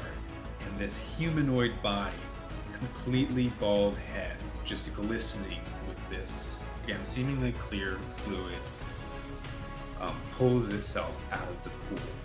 Humanoid face, but almost like all of the skin has been pulled back, taut against their face, and their nose has been like pulled and pushed against the bones and stuff in their skin, and as they open their mouths, like taking a breath question mark for the first time in a long time. For the first time. For the first time. They burst through the water in song. They open their mouths and their teeth are sharpened, but almost more like they've been chipped to like be, they're not like they were grown that way necessarily. Yeah, like It really pulls crazy. itself from the water, out of the water. And there's like a sort of a slow-mo moment as you like see the hands, but then it moves so quickly, furiously out of the water, and like lunges at you with these hands and just trying to claw across. Mm-hmm.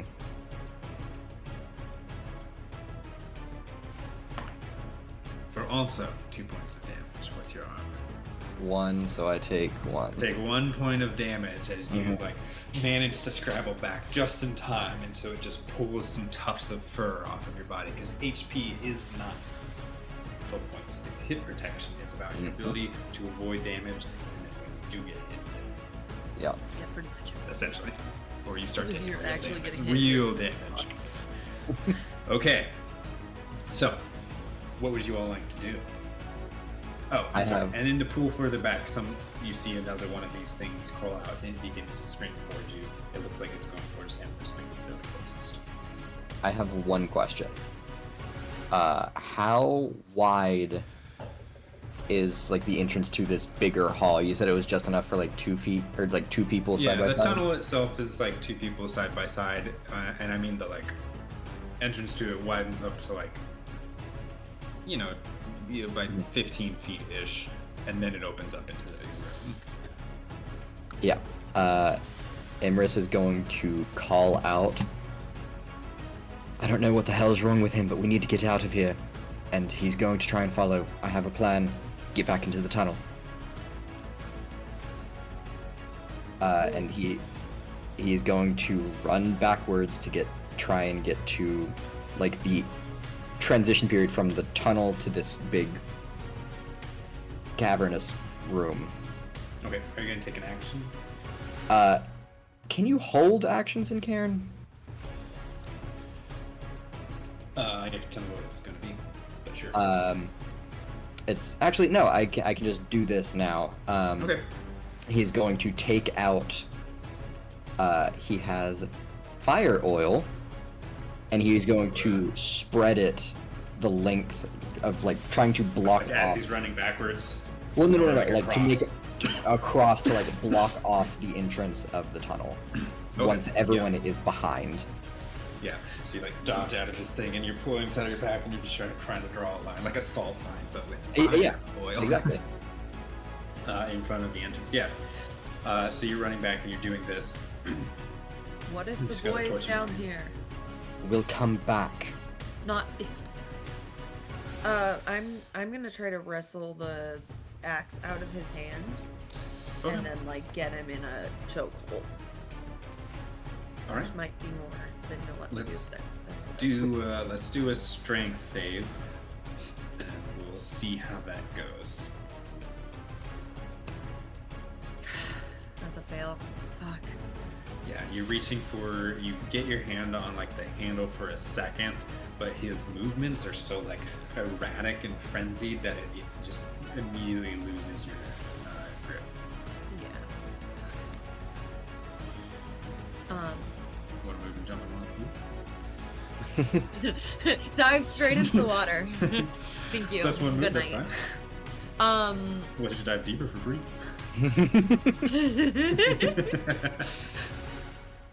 No. I will. I love that you actually considered it.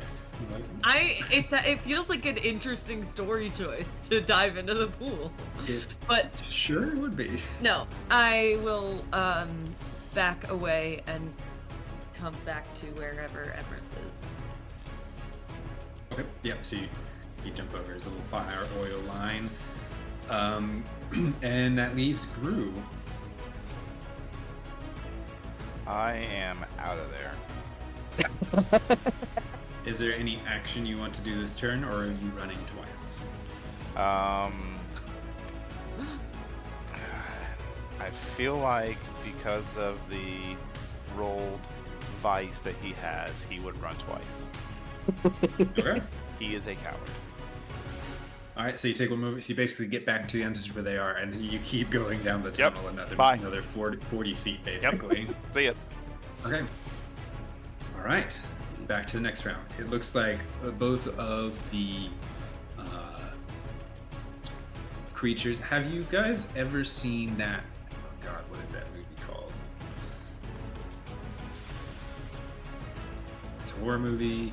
Cave Dwellers? No. Oh. They go like spelunking Yeah, in the yeah, cave. I have seen this. It's like, the most and they had to be like thing. quiet because they could like they like humans that have like super like senses.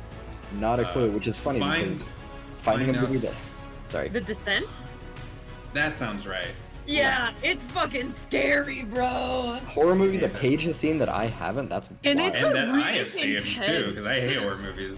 It's Sorry. intense. Noted. Always avoid this movie. Yeah. So I mean, I'm a wuss, but kind of like those things. A little bit more human. A little bit more human up here. okay. You know, like they do have like eyes.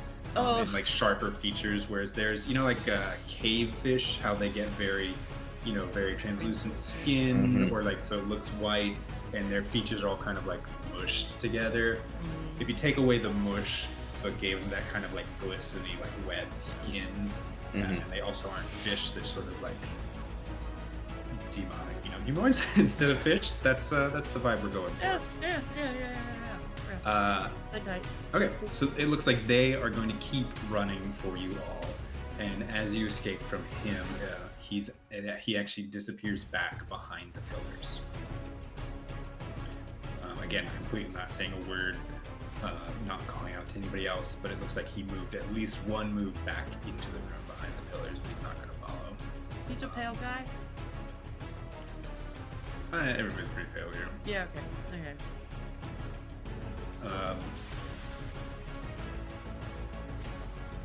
So it looks like he's getting ready to move back further in. So just so you know, that's telegraphing like that's what they're going to do. Yep. Still giving you to Cairn. So that's what you think they're going to do. What would you all like to do? The other creatures aren't making their way towards us. That is what it looks like they're about to do. Oh, okay. We're not keeping the same thing. The turn order doesn't happen every time. It just happens when it's when it's a possibility. And we want to decide. And for that roll was basically decide whether they got the jump on you. Gotcha. Which they did. Makes sense. So I will depending say on what you guys do, we may or may not use that. Gotcha. Now that everyone is behind the line, Emrys is going to light it with his torch and create basically a firewall in front of him. It's probably going to be short, but it's something. Yeah, I think definitely because it's just such a quick movement that you would be able to do that before they finish traveling that 40 feet or... yeah, because the other one would have double moved to get caught up to the first one. So yeah, we see the back of Gru down the hall with their torch disappearing. And then Emrys, quickly dips the torch into the oil and whoom, it spreads across the floor. And that was an action to do? Depends on what else you would like to do. It does not, they definitely are not happy about that, but it does not look like it's going to deter what they're trying to do. It creates, it is fire oil. That's what it calls. It's not just oil, which I think is actually a different thing. So I'm going to say, it goes, and it creates, again, it's probably going to be only for, let's see. Let's do it. It's going to be for 2 rounds. About waist high. So would it suck? Yes. Would it kill you? Probably not. I'll call out to Ruth. Don't go far. We don't know where more of them are. As a Stop dead in my run tracks. Too far away. Just Looney Tunes air brake. And back away from the flame just a bit to not feel the heat in a dangerous level, and maybe take a shot with my crossbow. Those are the things I would like to do. And what is Emrys going to do? If he could, we'd take out the... actually... as even more of a deterrent, so he also has a bit of perfume stashed away. Don't worry about it. Were you trying to get with Lindell? I imagine it's one of those old school bottles where it has the bulb on one end and it spritzes out kind of situation. Sure. He's going to hold it at that waist height and kind of spritz it to try and make an aerosolize, a firebolt to try and again prevent them, scare them away. Not the same as hairspray. No, Tiny perfume versus hairspray. I will say, shut up. The result will be Minimal. Not stellar. Yeah, I'm sure. Even if there's alcohol or something in it. So if you want to do something else, I will let you do something else. Okay. But there is not going to be an amazing flamethrower effect. I wasn't looking for Not amazing. I was looking for just at least a tiny I'm bit. saying Either way. you can do it, and it might work. He freshens himself but I'm up. just letting you know it will probably be disappointing. So Okay. I'm just giving you the option. You can still choose the disappointing option. That is Thank you okay. for giving me Still the choose possibility of not doing something disappointing. Take out his longbow and fire. Okay. With the swiping of the torch, I'll let you get your longbow out so that you can swipe and prep your longbow, but Okay. no shot. We fired this turn. Got it. Okay. Gru, what are you trying to do? I rolled for courage and got a natural 20, so I failed. So he is going to slam his stick torch into the ground, so he can have light around him. Just have his crossbow ready, but he's too scared to actually take a shot or move. He's just looking around, scared. That's his turn. Oh, baby. Okay. And you can you didn't you're 40 feet back, so you can see get back into the room you are far or close. Yep. enough to Nope. Those see. words are ringing in his ears. They don't know how many more there are. Oh, they're behind us. Yeah. Okay. So the flames shoot up. Longbow comes out. Gwen, you were trying to hit one if it got close. Is that correct? Crossbow. Yeah, crossbow shoot. Oh, just take a shot. Yeah. Okay. I'll go ahead and let you you can take your shot before they get to you. Okay. What is our longbow damage, Morgan? I think it's a D8. D6. Oh, really? What's that? I rolled a Big set. 2. A 2. So your crossbow bolt shoots through the fire, and you can see it like pierce into one of their shoulders as they come tearing through the wall of fire onto Emrys and Gwen. So what I'm gonna have is that It went through the fire, but did it go through the flames? I'm gonna do a roll for the fire damage. I just rolled 2 4s on my d4s. So you see the crossbow bolt hit one in the shoulder and like knocked it like its momentum, so it's kind of spun it into the fire, and it was stumbling along the trail of the fire. And you can see the liquid like that was on their body is just like immediately turning to like steam, and as it ignites on their body, you see them look down at their feet, which are just turning black, like in a more like magical way than a realistic, like this is how somebody's body would catch fire, and just kind of like this blackness just like races up its body, and it crumples and falls, burning into basically like a sort of ashen humanoid form on top of the fire. The other one sprints through again, like it's just like this sizzle, and it just like sears these like weird arcs across its body, but its claw is going to come down on Emrys, who's fumbling and bringing out their longbow. There's a 3, so 2 points of damage. Owie. I'm still okay. Still okay. Very good. Down to half of my hit protection.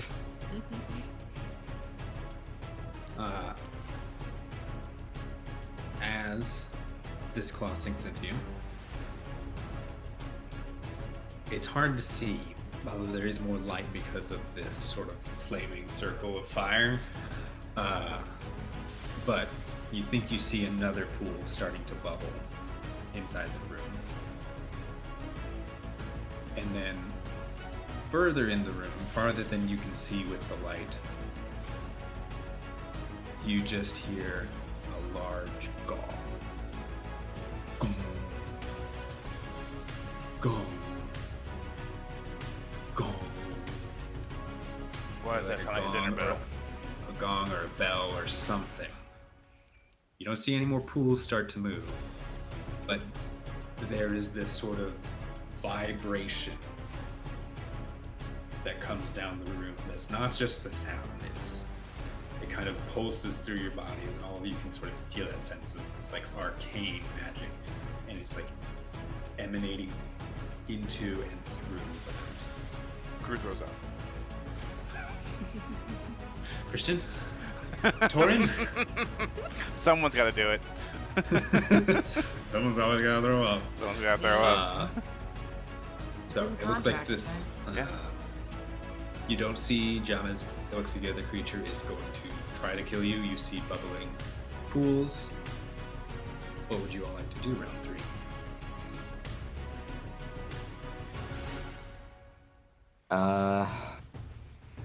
Right now, there's still the 2 water creature things, and then there seems to be possibly more coming out of the water. There's Just water. One more. One Okay. dead, one that's in front of you attacking you, one that's dead in the fire, and at least one, if not probably 2 or more, starting to come out of the pools. Okay. We have this round, the fire will still be burning. Yes, this is the round. After this, it'll stop. Emrys is going to try and take a shot at the one creature that's still up that hit him. Okay. Do you want me to do it now or wait for everyone else to say what they're doing? I would like to know what everybody's doing. Okay. What are you trying to do with your movement after? I can tell. I think I'm gonna try and leap over the fire and run to where the gong sound came from. Okay. Uh-huh. I don't know why. I think that's what I want to do. I think Emrys was like, if the creature dies when he shoots it, he'll probably he wouldn't jump over the fire. He would wait for the fire to go out before moving, closer. No, but the gong has already been rung, and that's not good. There's gonna be more. I mean, yeah, I'm saying what I'm doing. He's waiting for the fire waiting for the fire to go out. Is it reasonable that I could hop the fire and avoid the damn, like, if it's like waist height and I'm like 6'4"? It would be a save of some Yeah, sort. Yes. sure. But it wouldn't be like an impossible. No, it's definitely not impossible at all. You Alright. guys are hardened adventurers. And a Every hunter. character in Cairn is a hardened adventurer. They are good at shit. What's He's Groove traumatized doing? with movements. Can I even see these two? You can see that they're like fighting a creature at the top. You're only 40 feet in. It's a straight tunnel at this Okay. point. And there is still a fire lighting us up. Yeah, and it is well lit right there.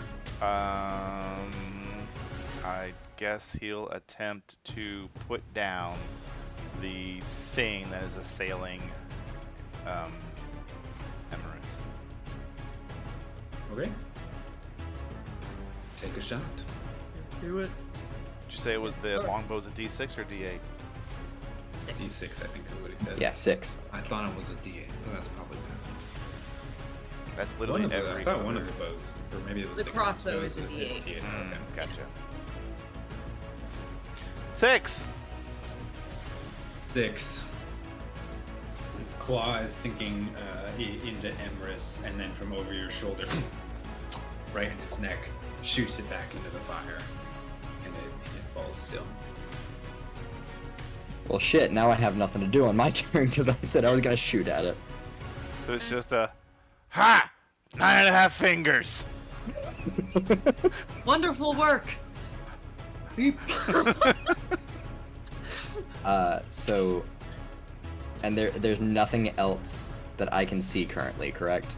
Just that there's at least 2 pools beginning to bubble like they did before those Mhm. 2 appeared. If I Emrys, hold... What? have you ever heard the battle of the 301? No, but I'm sure I'm about to. Get everybody back here. We'll funnel them in. I don't think that's the plan for Gwyn, and Sounds like a her problem.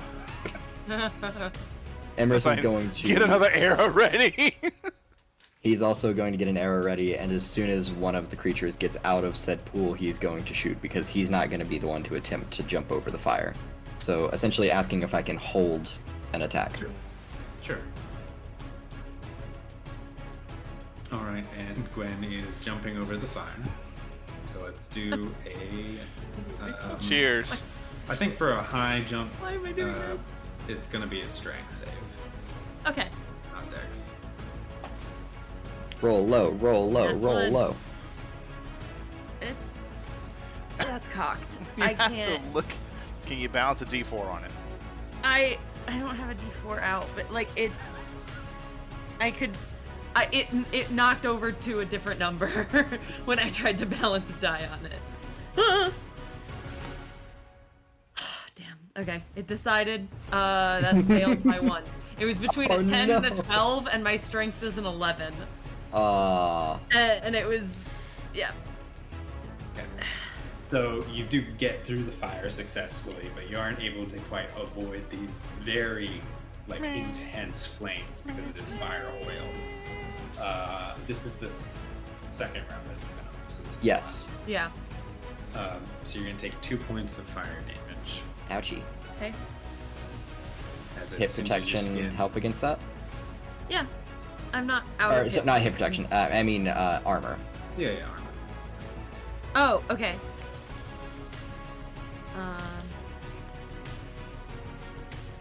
And you Okay. then take your move like Towards to the one sound of the of the paths gong. between Yeah. the pillars, and you sprint down. So you see, as you go deeper in, you see more pools. Some bubbling, some not, Mhm. but definitely more than 2.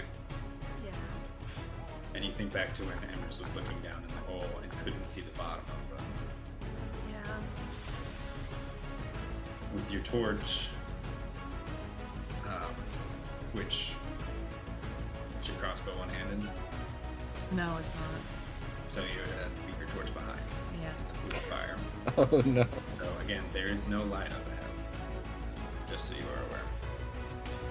If you want to take that move back, because I didn't clearly say that, remind you again. Or you could have I would have let you swap your crossbow for your torch before you move. Yeah, I think that's what I'm gonna do. I think I'm gonna leave my crossbow behind. Yeah. Well, you can still have your crossbow like hooked on you, but you just won't have it ready in your hand. It's not ready. Yeah, sure. So you're sprinting with this torch in. You have enough light. You think you can start to see where the pillars end.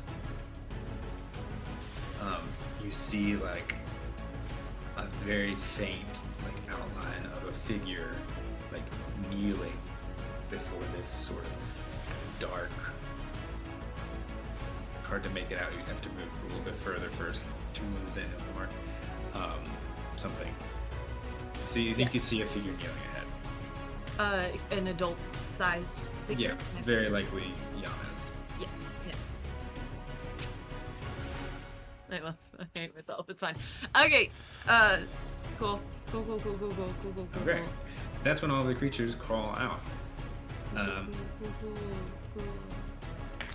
I can Bye, telegraph Gwen. enough as from your vision you see 4 of them, and from Emrys's you see 2 of them. They crawl out. 2 are going to make their way towards Gwen. 2 are going to make their way towards Emrys. You may take your attack as you see them come up. We'll call it lefty and righty for the 2 coming towards you, Emrys. So take your poison. Shooting at lefty for 3. 3. Okay.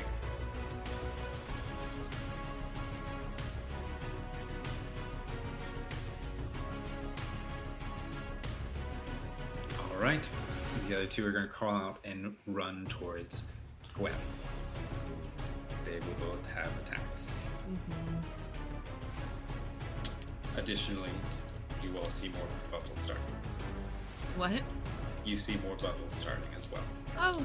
Cool. Also, would Gru be able to see the 2 that are coming after me? As he did ready, or at least it looked like he was ready. Oh, wait, no, Yeah, he but he didn't already ready. took his shot today. Right, my bad. Yeah, so he can still have his movement if he wants, but 2 attacks. And remember, the way Cairn works, we roll and basically it works with advantage. So Yeah. you have 1 armor, I have 1 armor. 4 points of damage get through. Oh no. I only had 2 HP left. Oh, So- well, it didn't bring you to exactly 0. That's good. You only had 2 left. Yeah. You're gonna lose 2 points of strength. Yep. As you see, the first time one of their claws successfully sinks into your skin, you can see this Emrys, because she's still got her torch, as it like rakes down her sides and bears some of her ribs. Sort of like, you know, those like very bright like slashes that you would see. Those, but a little more like tearing because they don't have super sharp claws. Like they just rip the skin off your body. You want me to keep going? Round 4. Doesn't that also trigger critical damage? Because she... It does. Yeah. You're so right. I always forget about that because I always think it's after. After they've already been below. It's a So yeah, strength go ahead and make a save. strength save. With my new strength? That's what it looks like. Yeah. Well, it says decreases target strength by the amount remaining. They must then make a Yes. strength save. Yeah. That's a 19. Oh no.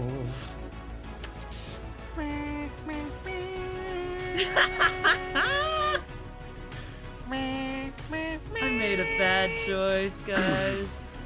I am not 100% sure what critical damage is. Critical damage. I don't know either. I'm looking at it. Or trying to find it. Because it just says it takes critical damage, so do I get to make it up? You know, great question. We've gathered here today to bury the great villager once known as Oh, Wonderland. wait. They must then do avoid critical damage. Failure takes them out of combat, dying if left untreated. Ah! Perfect. So you see as they rip skin off her ribs, her knees buckle underneath her, and she collapses on the ground, leaving a slight smear of blood. She slides forward for a moment. Ooh. Yikes. Okay. Just looking at me with that face. I can't. And Emrys saw that, right? Yep. You saw her torch also fall onto the floor, just barely illuminating her body and these two figures above her. Uh-huh. Yeah, okay. Alright, so round 4. What would Emerson Gru like to do? I would like to fire at the same exact one that Old lefty. Yeah, Yeah. old lefty. Yep.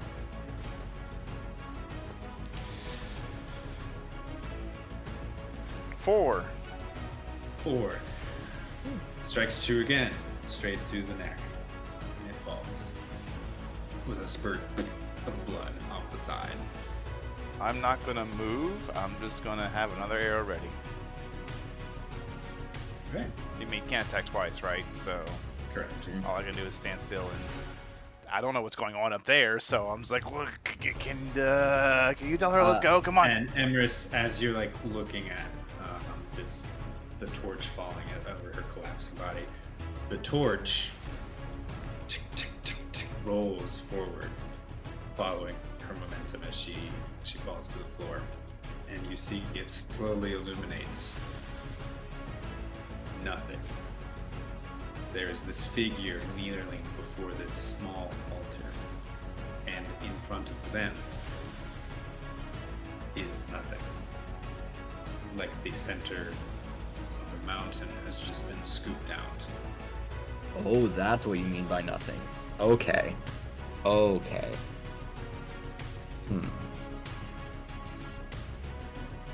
All of the pools that you can see are now bubbling. The ones that started bubbling last turn. Oh, come on. So, what would you like to do? Yeah. Emrys is gonna call back to Gru. Gwyn has fallen. We need to go. We need more people. We need to get out of here. I don't know what they're doing, but the center of the mountain is gone. We can't do this on our own. We're leaving. How's the And he- temperature in here?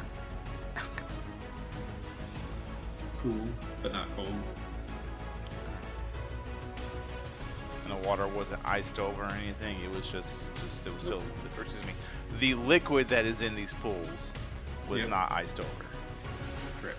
or gathering frost in any way. Nope. Emrys is using movement and action to go back the other direction. 80 feet. So you make it to Emrys and then also past them. And that's when As he's soon as they saying, get to me, Bo's going back over the back and pulling my torch stick out of the ground and keeping up. You glance over your shoulder. Both know- of you give me Comparably, it's kind of warm in here. Maybe they can't last in the cold. well, neither can we. But, we can't last. Gwyn definitely didn't last being here with them, so. Fuck you. Shut the fuck You up. left me dead in Gauntlet. Shut the fuck up. We love it here. We love each other. Go ahead, both of you, assuming that you're wanting to sprint all the way back and escape. Both of you give me dex saves. How we doing? My dex is That is a success. 11, and I rolled a 4. Hell yeah. Both succeed. You both succeed. So you see the creatures behind you, they start to run into the tunnel, and they stop, and they sort of like, hand on the wall, like glaring back at your receding torches. Do they stop where it's no longer manufactured stone? Doesn't seem to be anything other than that. They just didn't want to go further. Okay. They stop, and there's this kind of like, not one of those weird unearthly screeches, just kind of like a breathy growl that exhales from them as they like their claws sink into the stone. They like their prey is further than they want them to be. And just about as you're going around the corner, you're like, sprinting, and you check behind, and you can see just that pinprick of light from Gwen's torch. Like basically just this small little flame deep in this strange abyss. You see the two creatures above you just as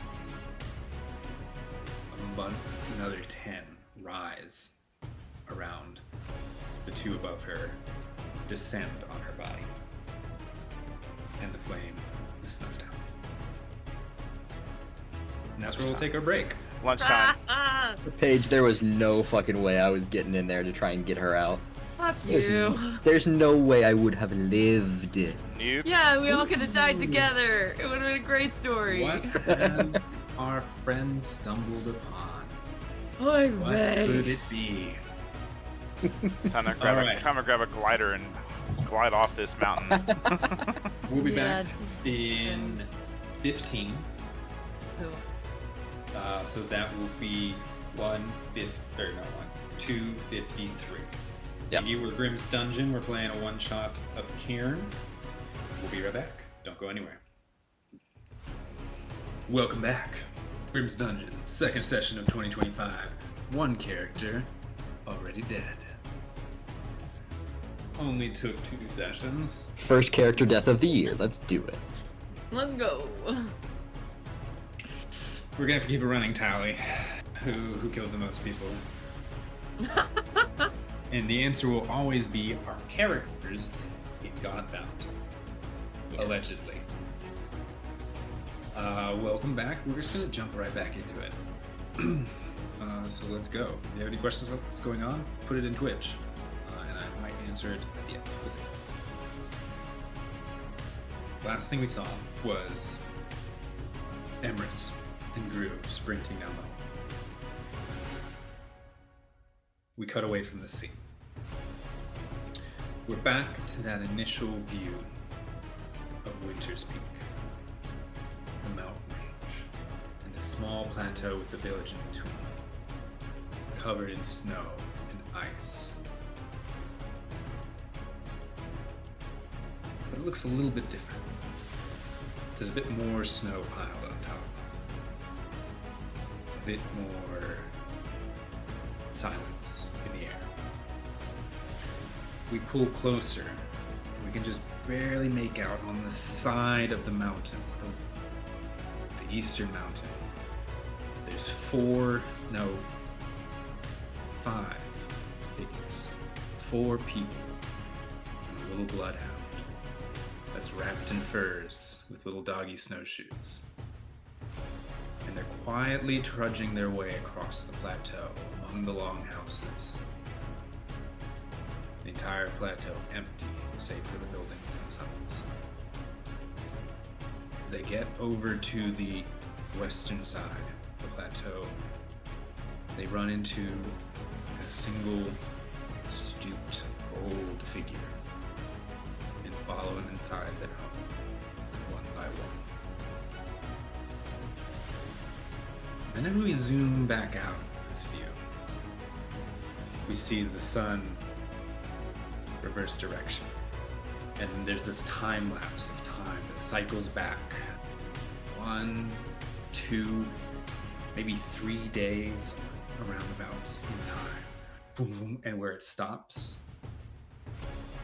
on this village of Winter's Peak is complete and utter chaos. The aurora that was green and blue far away in the night sky is this sort of omnipresent, oppressive force hovering just above the village. There are fires starting on both the eastern and western side of the village, among the houses, up against the buildings, and starting to trail into other buildings next to them. You can see small figures running, some with torches, some out in the darkness, across the plateau. And that's when we get close enough to start hearing screams.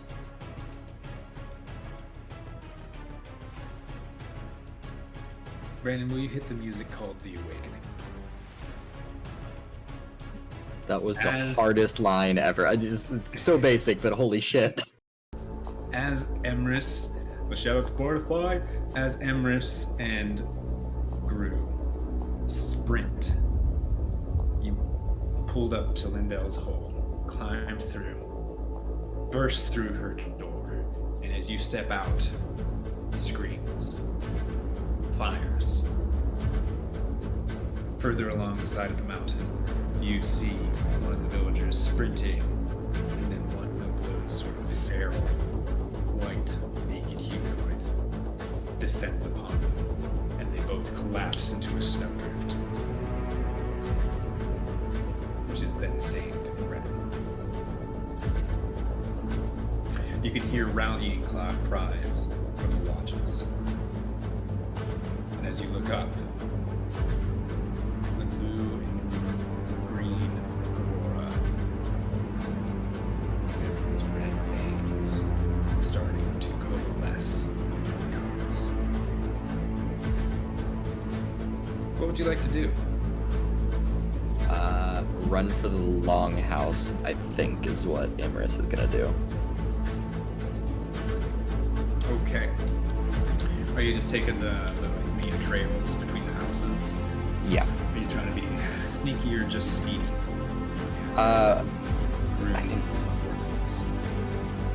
I think he's just trying to be speedy at the moment.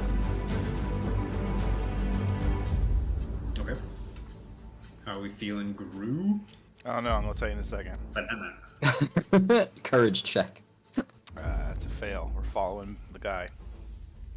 Okay. So So running. you guys like barely have time to take in what's happening, and then you start sprinting, like sliding down the ice, tearing around buildings, trying to make your way to where you can hear a huge group of the townsfolk like calling people to safety. Assuming allegedly safety. All right, let's go ahead and do a dex save. This is going to count partially like notice for the creatures that are now appearing in the houses and are just already outside around you, as well as like your ability to outpace them, since that is what we're doing. Failed by Versus one. Sacred. Succeeded by like 10. Okay, so here's run a lot. So you're sprinting and you see Miris like slips a little bit as one of the furs on the house next to it like splits open as this creature stumbles out with a cooking utensil stuck out of its ribs, and behind it you can just see the mutilated body of Miris back inside. And they're gonna take a claw at Miris. Damn It's it. gonna be Can I hinder this attack in some way? what would you like to do? Since I have the two-handed, because I fashioned the torch to the stick, can I jab him with the torch? Sure. Yeah, I can say because you kept your feet well enough, they were like closer to Amiris and they surprised them. Mm-hmm. I'll let that impair the attack, which means that basically whatever, regardless of what the dice I was going to roll, it will be reduced to a D4 Okay. instead of a D60. and D12. It's like the opposite of an enhance. Yeah. Mhm. Okay. Yeah. You just kind of like, okay, which knocks it off balance. It still sends its claw out, but that was a 1. Hey. So Hey. it's your armor, so it just like hits off your armor. You stumble back to your feet, scrabbling on the ground, like keeping your feet, and you keep on sprinting. Okay, as you make your way down from the second level, this first, and you're traveling like more towards central before you would take a little path down to get to the plateau level. Let's go ahead, unless if everybody's just sprinting, taking double moves, let's do another. Let me describe you what's happening first. You see two of the creatures. One appears on top of a roof up ahead, and it seems to notice you both. And then you see another one that's wrestling with Warren, actually out on the ground, near where the path goes down to the center of the village. That's who I was looking for. And so you see them wrestling up ahead. It looks like they're just going to keep wrestling, and then the one on the roof looks like it was about to descend on them, but they see you, and so they've changed target. So as you get closer, it's probably going to try to lean down onto you. So now, with that being said, what would you like to do? Is Roram and just sorry to interrupt you. Just keep an eye on the music because it do get loud at some points. Because we cannot change that in post.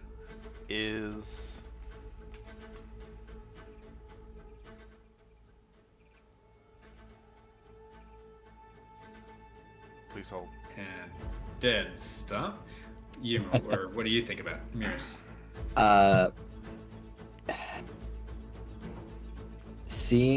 Remind me of how Brorum looks, like big, burly type of guy. 8 foot strong man, not like world renowned, but yeah. Cool. Is he known for his ability to fight, or is he just a big dude? He's a big dude. Strength is. It's like it's just like you guys. Everybody can fight. Yeah. Strength is gonna be helpful. So Emrys is going to see that he's being attacked, and he is going to attempt to go over and try and help him. And with probably with his longbow, is gonna try and fire at the creature. Okay. And Gru, what is your plan? Seeing as it's a longbow and they're in sight, we're staking the torch and preparing fire. Okay. Preparing, or are you going to fire at either the one on the roof or the one that Brorm's? Can I fire this turn? I want to know what you would like to do, and then we'll establish the order. Yes. I will saving the big guy is priority. Okay, so you're both basically staking and taking shots. We'll say that you were 2 movements away, so you'll both move forward once. You're about 1 movement away, stake the thing, and then both take two shots at him. So, since you are both attacking the same creature, you're both going to roll, and we're going to take the higher. 3. Also 3. Well. Look at that. Okay. So, your arrows, thankfully, do not hit Brorm. They stick into this creature. And then you can see the one up on the roof is going to leap down, move towards you all, and take a slash at Aunt Morgan, Evans Brandon. Sorry, Gru. I said he was Evans, right? Sure. Gru. 4 points of slashing damage. Oh, buddy. How much armor do you have? How you looking, so you though? take 3 points of damage.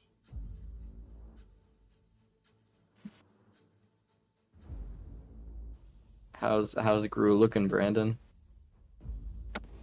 I don't know, because I can't edit this sheet, so I need a minute. Uh-oh. Oh no, Paige, help. You said Meanwhile, 3 points of damage? Or 4? Yeah. 3 because of your... Yeah. Okay, because so I have... My hit protection is currently at 1. Okay, great. Love that. Alrighty. It's a good thing you had that 1 armor. It is. It is. Okay, and then we see Brorm raise their fist up as they're like trying to pin this creature. And you see their fist comes down and their face breaks and it releases its grip from him. Okay. So he's going to stand up and just like gesture to you guys, seeing that creature, and actually he's going to call out, I'm going to keep moving, and then just gives you a nod and sprints down the slope. It's like the fewest words you've ever heard from him. No, the most words was when he first came in. No, the fewest words. Oh, you've ever fewest. Oh, yeah, good point. Don't tell me. I'm sorry. That's okay. It's okay. You'll be dead soon. Yeah, I know. Okay. What would you all like to do round 2? Now, keeping in mind that the situation, there seems to be just an amassing of these creatures. If you want to keep running, they will likely be distracted by another target if you make your successful run check with the dex save, or you can try to kill it. This one has not taken any damage. Based off of how many we saw coming out of the pools under the mountain, either way we're gonna get overwhelmed. So in Imris's mind, there's no use in trying to fight one each time, so he's just gonna continue running to what he believes is the most fortified place, being the Longhouse, and what will have the most people, hopefully. Yeah. So is Guru going to do the same? What does this system annotate as the item grease? Because I have grease, but I don't know what it would do. I tried to find it in the book. Specifically so that you can be creative with it. Oh. Would grease be flammable? Yeah, it would not be fire oil flammable, but Right, yeah. grease is flammable. Okay, in that case, just adios. Grab, sling the longbow, pull the torch out of the icy ground, and run. Okay. Do we just go ahead and give me dex save from both of you to leave this sort of pocket of creatures behind? I want to say that's like the third 19 I've rolled this whole session. I rolled a perfect failure. I rolled a 12 and needed 11. Damn. Both of us. So as you're both running, you both are going to successfully, assuming that you don't die, get to the next area without being followed, but you are going to take some damage as you leave, as this creature gets to attack you more as you're not defending yourselves, and then other creatures come up and attack you as you're sprinting away before they go kill some other villagers. Also, as you're rolling the damage, Mav Hunter says, Brandon, eat more crayons for those courage checks. And yes, Brandon did just make a longer torch with a stick and a torch. Those are both nat ones, so no damage gets through. Hell yeah. Lucky bastards with your 1 armor. So you sprint down this final path, which takes you to the level of the plateau. You can see these creatures, they've built up the fires inside the longhouse. You can see these creatures sort of basically scaling the entire village behind you and on the eastern side, slowly amassing down onto the plateau and beginning to circle the longhouses. Assuming that you keep running, they have not made it down here yet, so you are able to move towards the longhouses, at which point you are greeted by the rest of the village. You see Lindell, you see Brorm, you see, I forgot what I gave the name of Butcher Lady. The Butcher Lady, I remember. We'll give her a new name. You see the mom who lost their son. All here. They have the most, able-bodied, strongest, bravest people. Kind of the doors are just open and they're just standing there on with their weapons and bows and things. Couple taking pot shots, but not too many, because the creatures have sort of stopped getting any closer. You make it inside. Trying to immediately just try and... Were there any people, like, directly outside the longhouse? Like that were outside? close? Yes, outside. A few, people running in. Right, okay. I think Imrys is going to stay by the door. And once the bulk of the people around have gotten in, he's going to close it and try and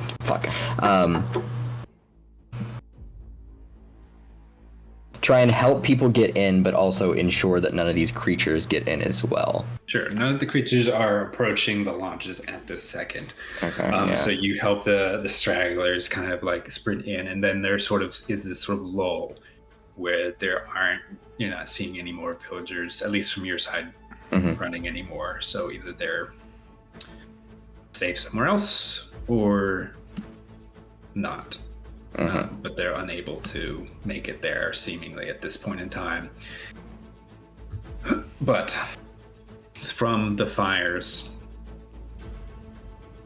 on both sides of the village, you can just see, both of you looking outside, everyone can, the outlines of these, what is soon encroaching on what one might describe as a horde of these creatures, sort of pooling slowly into the plateau, scaling straight down the sides of the mountain, of the buildings, and standing and slowly making their way forward, but staying just outside the kind of pool of light at this moment.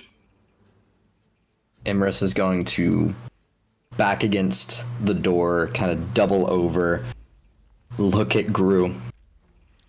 Do you want to explain to everyone what we saw, or do I have to do the talking?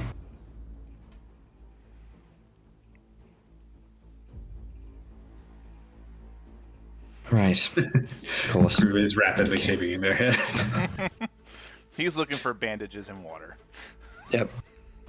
So he stands up and tries to get everyone's attention in the longhouse. It's packed in like sardines. So you try to yell above the din, and I think Brorum finally hears you like being nearby, having just gotten there right before you guys, and he just like does this big meaty clap of his hands above and just goes, "Hey!" And there's like this not complete silence, obviously. There's like a baby crying somewhere in the distance. People are crying. There's the drawing of blades and like the machinations of adjusting like furs and things. But there's a general silence, and everybody's looking at Roar, who then gestures down towards the ground at you. Thank you, Brom. Roar. I said that. BRORM. I definitely... Alright, either way, thank you. Jamez is the one who's behind all of this. We saw him deep in the mountain. There's tunnels between homes. Lindell's house is one of them. That's where the hole came from. I have a new hole, she calls out from the background. If anybody wants to store anything in there, let me know. Nobody will be storing anything in any holes, as that is where these creatures are coming from. These tunnels. And they were being used by Jamez. The inner side of the mountain is hollow. There's an altar there. These creatures are coming from pools down there. There's like just kind of like a lot of shuffling and stuff, like people, it's a lot of information that just does not sound like a lot. We'll call her Sasan. which is the butcher lady. Sasan steps forward. It's kind of like how James became Yamas and Susan became Sasan. You don't have to be muted, Paige. You can always jump in here just as the personality on the show. I don't want you muted. No, I'm aware. I'm wrapped. Sasan steps forward. That's a mighty lot to take in there, Emiris. I would say I don't want to believe you. And she's like stepping closer and closer to you because you're over by the door, we'll say like the north side. You do have some strong evidence supporting it, I suppose, and you can see there's some like blood on the side of her face, whether she's been outside or whether that was from the butchering she was just doing, you don't know. We're less interested in, I think, the backstory, and she's stepping forward, and more of and she's going up to the door, and she's kind of ripping it back with her strength. Solution-oriented. I'm aware. There are many of these creatures. We killed a few down there. They can be killed, but there are dozens, if not possibly hundreds, that we are unsure in number. Are you Everyone, sure we can't communicate with them? And there's a weird air about her as she's like standing at the door. Emrys is gonna try and keep the door shut. No, I'm and just keep looking. her.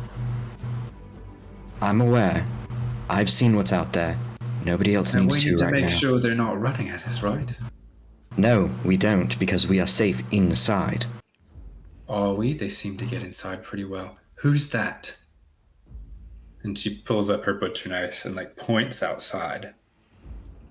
And there is a single figure stepping out, walking not erratically like these creatures do, forward.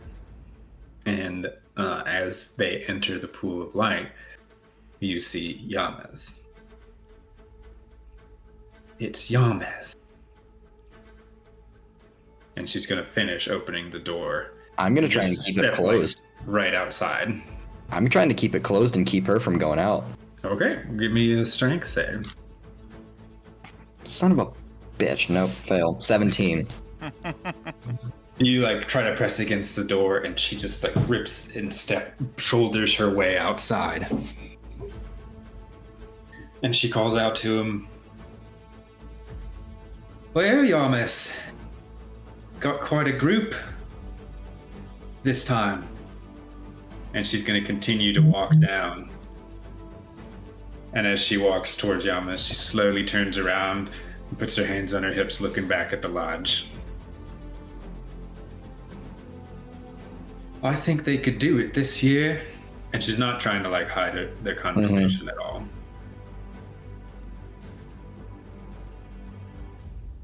Yamas calls out to, assuming that you didn't shut the door after this point, or if you did, you can still hear him a little bit more muffled. Yeah. He calls out, "Y'all are gonna need to survive. The more of you survive, the more of them," and they kind of nod their head back to the horde, "they take. It's just a matter of numbers. We're rooting for you, but this has to be done." That doesn't make any sense. The more Emrys is that survive, readying. the more they take. Emrys is readying his longbow.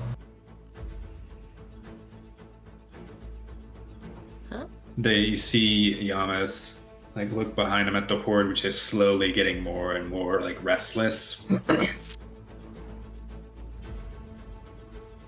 I would just let him do it. The amount of talking is going to help prepare them. It's just going to be what happens.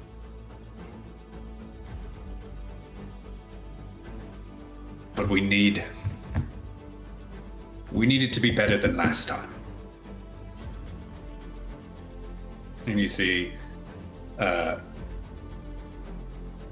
Susan just shaking their head, just like, tisk, tisk, tisk. Does anybody want to talk? Imrus lets fire an arrow at Jamez. Okay. Roll damage. 6. 6. Pierces his neck. Clean through. You see like blood come out of his mouth. And then as he starts to like just sink and topple over, Susan props him up with her hand. She says, "The more survive, the more of them they take." Picks him up, and she walks back as the horde sprints towards the lodges. We're gonna cut away from this scene. Okay. We're inside one of the homes of Winter's Peak. There's a little bloodhound snoring gently in the corner. We see Boroth, Yore, Lisbeth, Arwell, all tucked into different corners of the house, sleeping.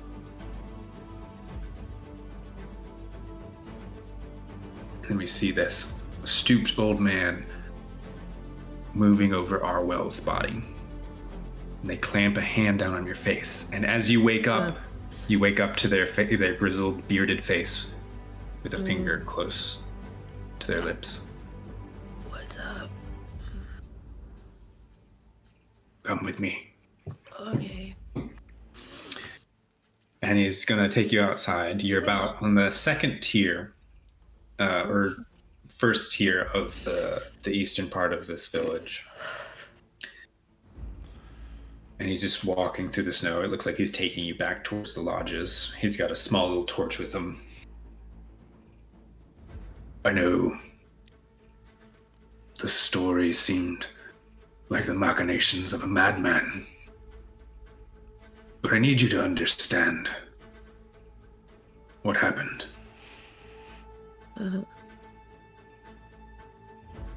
Yeah, because I definitely don't. Nah, that shit didn't make any sense. The magic in this world, it runs deep, like veins. I need you to understand this. I want you, Arwell, to understand this more than the rest of them still snoring in the room. Oh shit. Fuck. I forgot. Why, sir? What? He, like, under his hood, this gentle snow falling on it. Because you're young. You may be the only one who ever sees it again. But... And you may not. And he's going to continue walking, taking you down.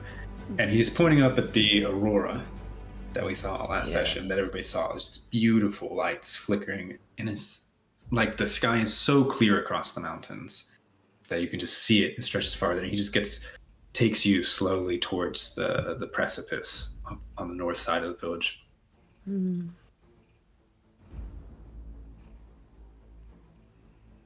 The lines of magic, so deep in the earth, core of this world. There is and he struggles sometimes to find words as he takes his little shoddy footsteps.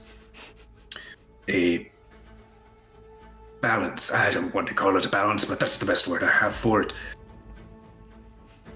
It must be kept. This spot, and he kind of stamps his foot down, indicating just the plateau itself. Arwell fully believes it's this exact spot. One of the control points. Oh. One of the... Why'd they build a town so close to that? Because people don't remember anymore. I don't remember. Why they built a town here? No. Why? When? Where? You're confusing me, boy. Where? These control these fountains of magic are. Oh. Here, and he points around. You see everything. still intact. Uh-huh. But mere days ago, it was not. This village was full of life. Who fixed it?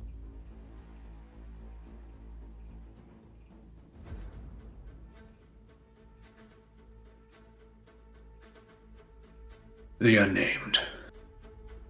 Yes, that is their name. That's like a oxymoron, right? I suppose. Eh. See, I knew you were sharp. He looks So- up at the aurora, and Why you did- can see it like playing off his like gray skin. It's giving him this like weird bluish tint to his skin.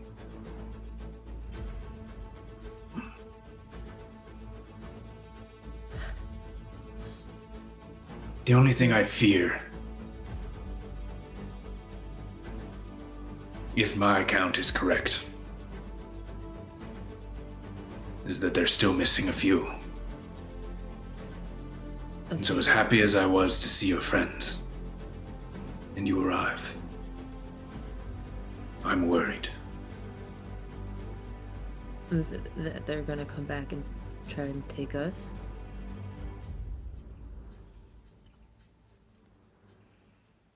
Just 3.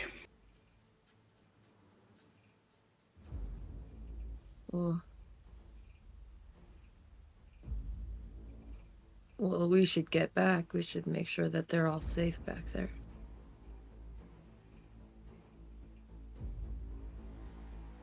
Even if it means the collapse of the mountain. And I don't know that for sure. Why It could would- mean a hurricane, a tempest out at sea, catching an entire ship of people. It could be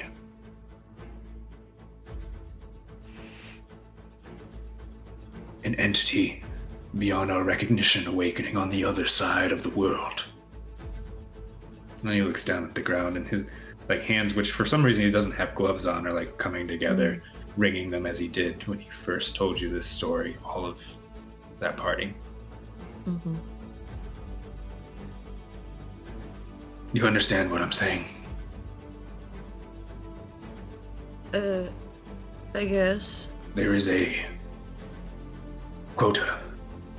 Uh-huh. Blood To of life. keep the balance.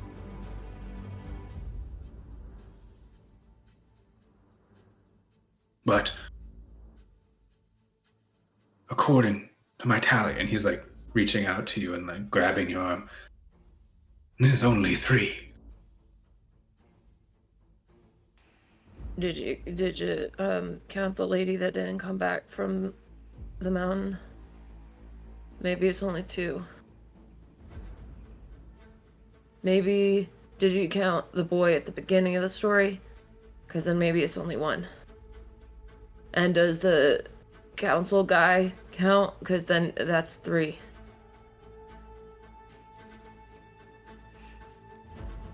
I never miscount.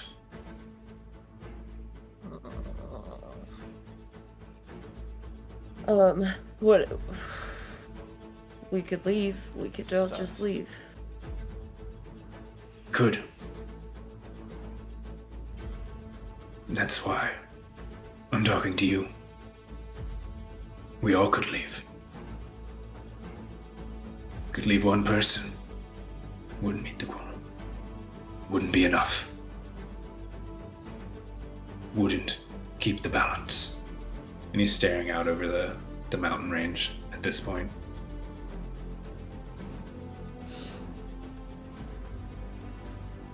But you don't know what would happen. It could be anything. It could be like, something cool. Like maybe the lights are in the sky everywhere.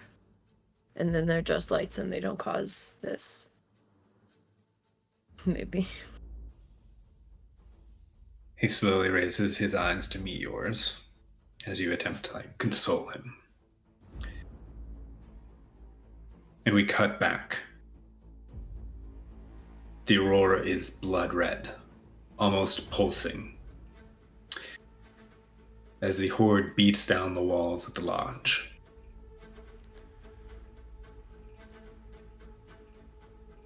The last words of Sasan and Yamez, still sticking in everybody's ears. The more of you survive, the more of them they take.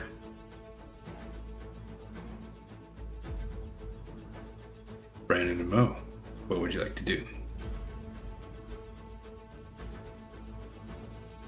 Sorry, I had to find my mute button. Looking at the rest of the longhouse, how many people are of able-bodied adults? The majority. You know, like there's a handful of children, but... Okay. And how many weapons / things that can be used as weapons? Enough. Cool.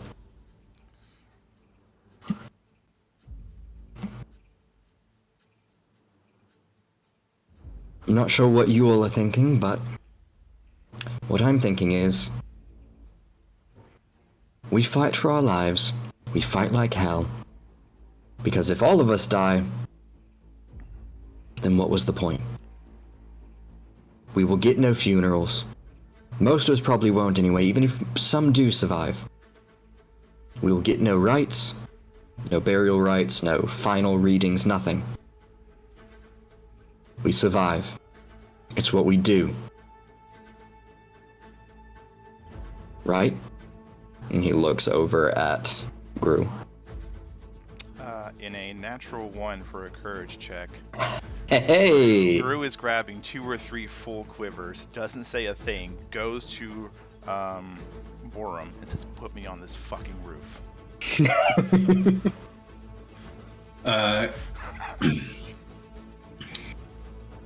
Borum reaches up close to the wall, like where he can reach the ceiling, and just says, "Fight!" and grabs part of the ceiling and like rips it down, and then grabs your waist and sticks you up. So you can reach and grab the ceiling. I grab it and I just set the quivers upside with the stake in torch next to me. Longbow is not stopping until the string breaks or I see God. The horde breaks upon the lodge. Claws come through the walls and through the hides on the door. You see Lindell throwing a rock through a hole, smashing one of their skulls in.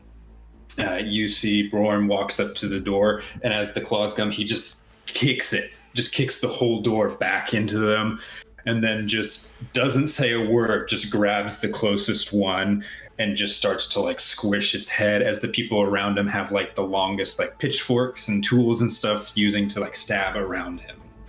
So we're going to use some detachment ruling.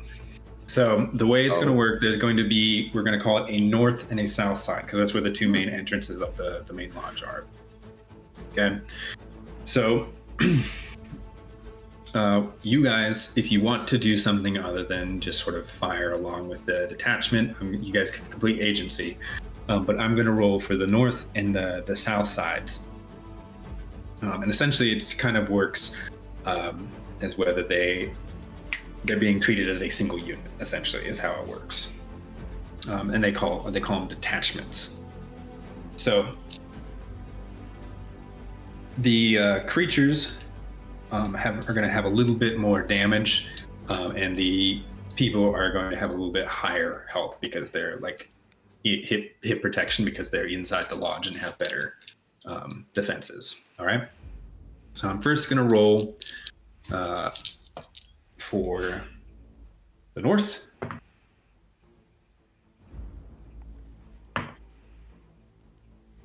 Okay, in the north, where Brorm is seemingly to do well, they're holding their own. And then do the south. The south side, is not doing as hot. Being on the roof, would it give Gru the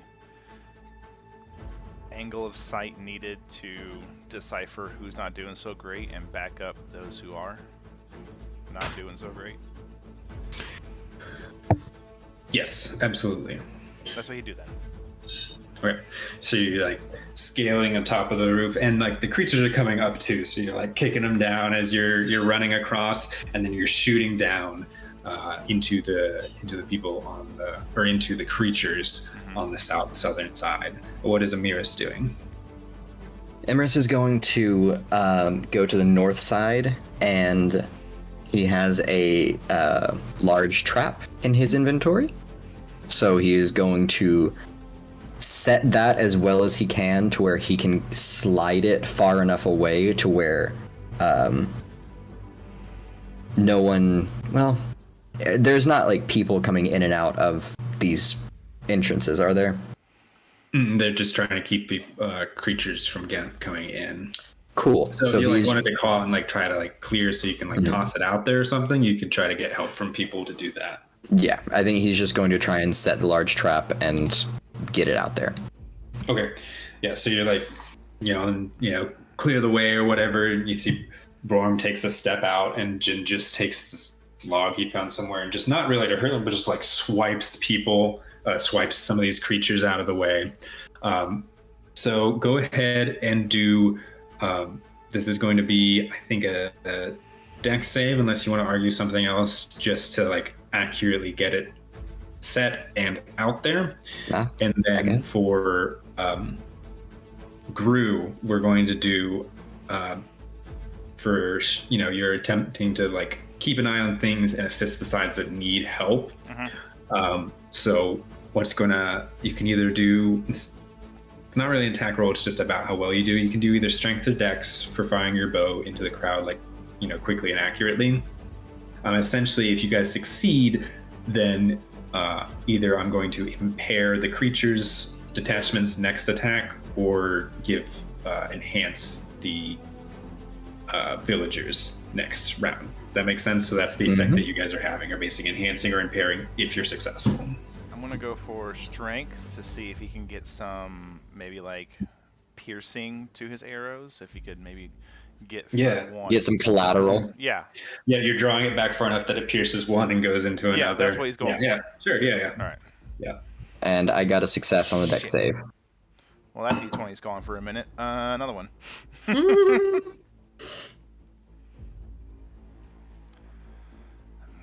I would have succeeded either way, but still glad I chose strength. Strength of 13. My roll was 11. Hey, nice. I'm gonna go get that d20 real quick. Okay. The abyss So, under the as desk. Borm clears the way, you slide this trap out, and you see immediately, like it's a big trap. They immediately crawl over it, and it catches like two of them, which are then stumbling in their assault, which is causing others to back up on top of them. So it's basically not allowing them to press forward towards this main entrance as easily. So I'm going to impair their next attack. And then on the other side, you're basically anyone that looks like they're about to break free, or there's not a person there to block them from getting through the wall, you're sniping them out. One hit the ground. Okay, so for that one, I'm just going to I think I'll enhance the villager's attack for that one, rather than impairing the creatures. Fuck yeah. Because they're starting to see how better to approach and like defend this side on the south. Okay, so would Mo, you want to roll a d6 for the north, and Brandon roll a d6 for the south, and I'm going to roll for both on my end. Got a 3 on mine.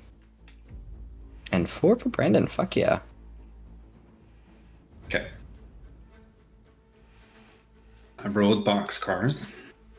Boxcars? You have boxcars? Like D8. actual boxcars? What? Wait, isn't D6 is boxcars, right? Or am I making that up? Or is it? I have no idea what you're I have talking not about. heard of that. What? Yeah, 2 6s is boxcars, right? That's That's what what I I was think. on. I was like, that's That's where I was That's what I leaning. think. That's where I was leaning. That's what I Not thought. a clue. Never heard it before. I swear this is real. Hold I'm on. looking it up. Everyone's like, I'm looking it up. Oh look. Yeah, Actually, it's real. double sixes, yeah. Okay, that's what I thought. Boxcars, okay. We'll say, oh look, snacks. Because it was from the dotted ones, so that they're like Yeah. Oh, sure, oh yeah. shape, not as It's Yeah. for craps, the game. Yeah. I didn't know. And- Well, like I know, like everyone knows like Snake Eyes, so I'm like, Yeah. sure there are Everyone knows other that one. names like that that Mhm. are less well known. Right. Sevens. I don't know. I don't gamble. I don't have luck. I have skill. Damn. And what did oh, except that one. Okay, that was the that only applies to the south side actually. Because the other one should have been paired, so it should have been a D4. Mm. I'm gonna reroll that one. 4. Okay.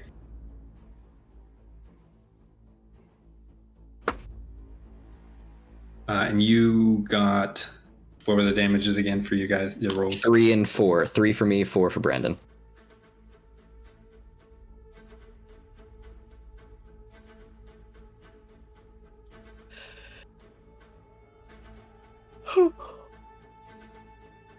And Brandon, roll again since the attack was enhanced, so you can take the better of the roll. 4. Or actually, sorry, enhanced means it goes up to a D12, but I'm going to do advantage for this one because that would be insane for this. Oh, right. It's still 4, so I rolled a 1 this time. Okay. Okay, and then the north took 4 and the south, unfortunately, despite your best efforts, Gru, the south wall crumbles and the creatures make their way inside. The north is still holding. We're going to do one more round of this as villagers start to fall. Mm. The northern side, the creatures are quite diminished. So what would you each like to do? Seeing as...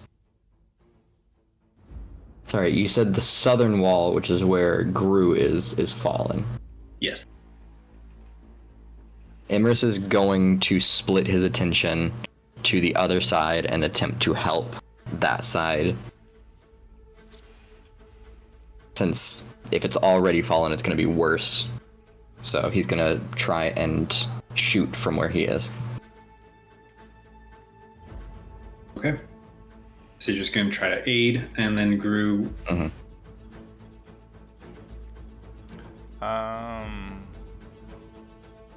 Let's find out. How brave does he stay? He exactly meets his will.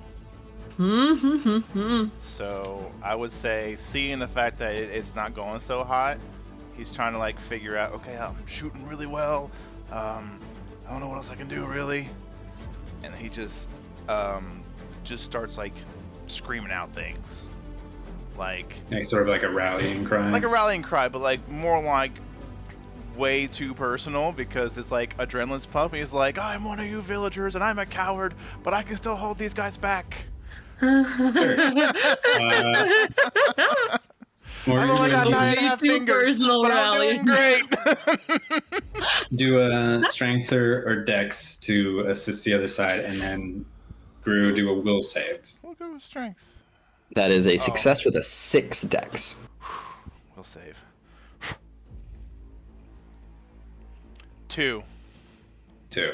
All right. Hey. So that villager side is their attack is going to be enhanced as well. Yay for self-awareness, Gru. Oh, Lord. The 9-fingered sniper.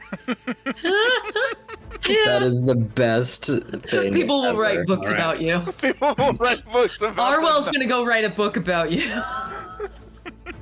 Let's do north, south. South, you can have an advantage on the roll.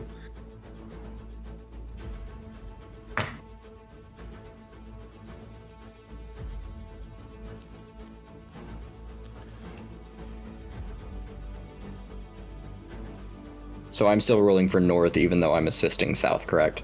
Yeah. Okay. I got a 1. 1 damage, yay. Aye.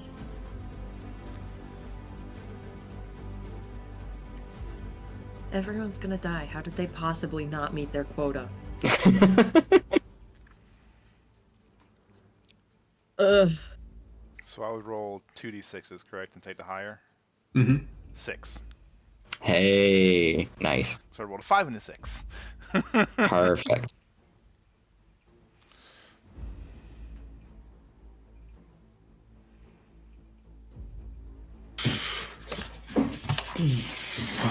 Okay. As you start screaming at the villagers, continuing to fire shots below, you can see that now the creature events are like inside. There's enough of the wall broken that they're entering from, multiple points, not just the main door. More villagers can reach them now, too. They're not just blocking single exits. And so along with your cries, you see everyone sort of press forward and start hammering into them, pushing them back outside. Unfortunately, to the north, you see Born fall. No, not Braun. No. You see him get pulled outside, and he's probably got like 3 of them hanging off of him, and he's still trying to like rip them off as he disappears into the horde, into the night. Oh. Nah, he's like a blender blade in there. He'll be fine. He's gonna take a lot. Just starts arms out spinning. Yeah. At this point, Gru, as you're standing on top of this roof, you realize that the beautiful blue-green lights, like this is probably the first time you've had time to just see it. It's this beating blood red. But beyond that, what music do we have playing? The Awakening? Awakening. Okay. They never asked me to change it off. Yeah, beyond that, looking out over the north, you see these tendrils that have kind of snaked down to the other side, like off the precipice to the north, off the cliff. Mm-hmm. They have slowly sort of coalesced into this shape below, just below the cliff's edge, that you can see slowly raising up these 2 sort of curled horns. This is not an actual creature, but this sort of just light, ethereal being of this blood red magic, slowly standing over the cliff and just looking down with these empty eyes of the night sky at the scene below.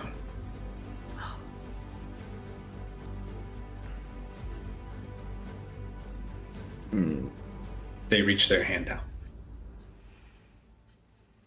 If it wasn't light itself, it would shadow the entire plateau as it descends upon you all. And we cut back to Arwell and this old man.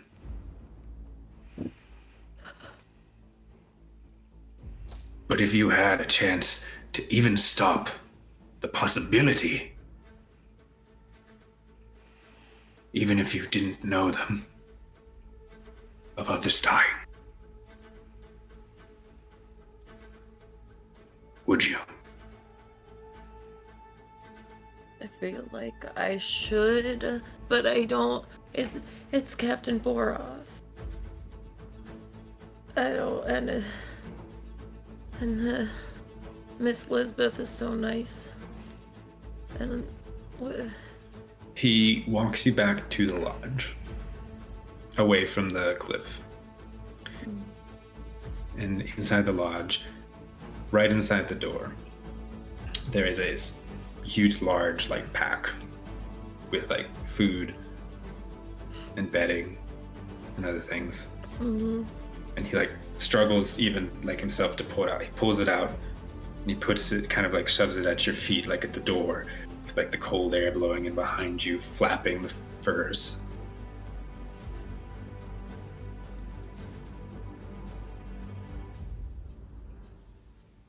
I'm gonna go back, Who's gonna? and you're take gonna make care your choice.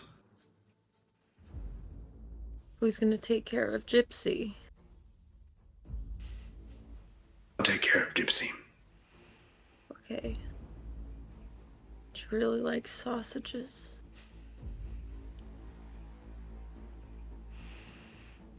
This is a hand on your shoulder, and But walks also outside. the pass is Yes, all but avalanched on. So, how do I get back? I wasn't really the leader. here, death is a certainty. Out there, you made it here, didn't you?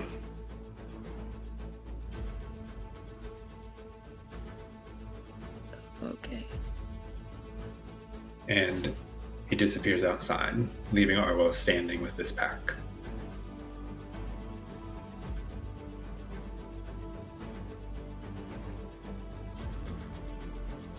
Inside the hut, we see the old man re-enter with these three sleeping figures. And he sits down in his chair and kind of puts his chin on his chest with his beard. He takes his winter cap off, gets back up, stokes the fire, sits back in his chair, just looking at these three figures. He slowly pulls some of the furs away from his body, and we see a scar right on the center of his neck.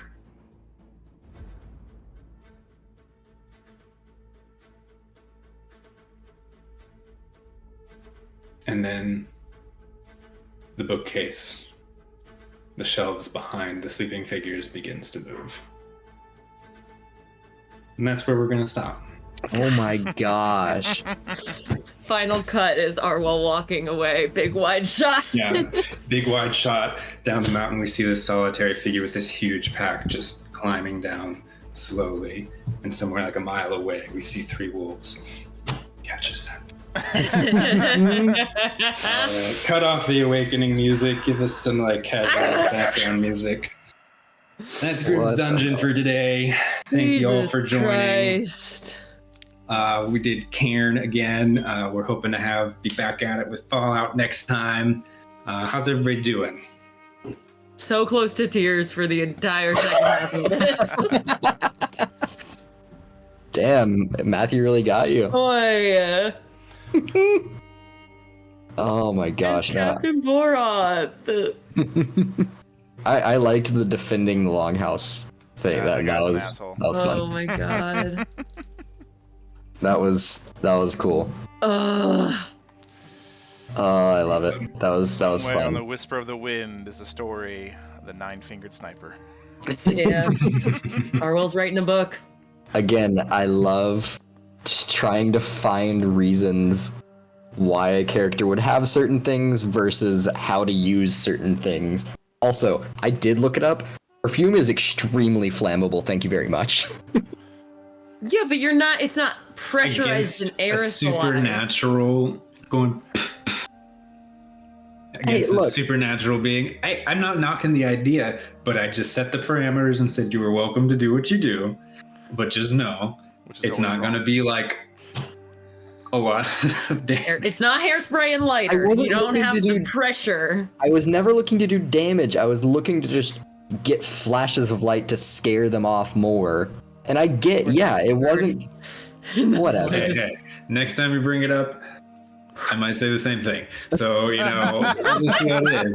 Get a new GM if you don't like it. Oh, Oh, Fine. I have a cat that is trying to join stream. Hi, buddy. Well, Hi, buddy. thank you all the ghouls, the guests, the Wiccans for sticking it out with us.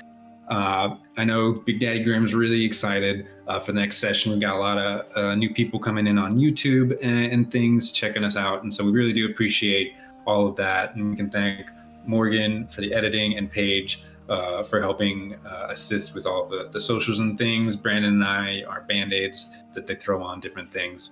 But Morgan and Paige here have been keeping the motor running. Grimm's going to get us back with all his hard work with Fallout in 2 weeks, which will be February 8th. We should be streaming at the same time, 12 p.m.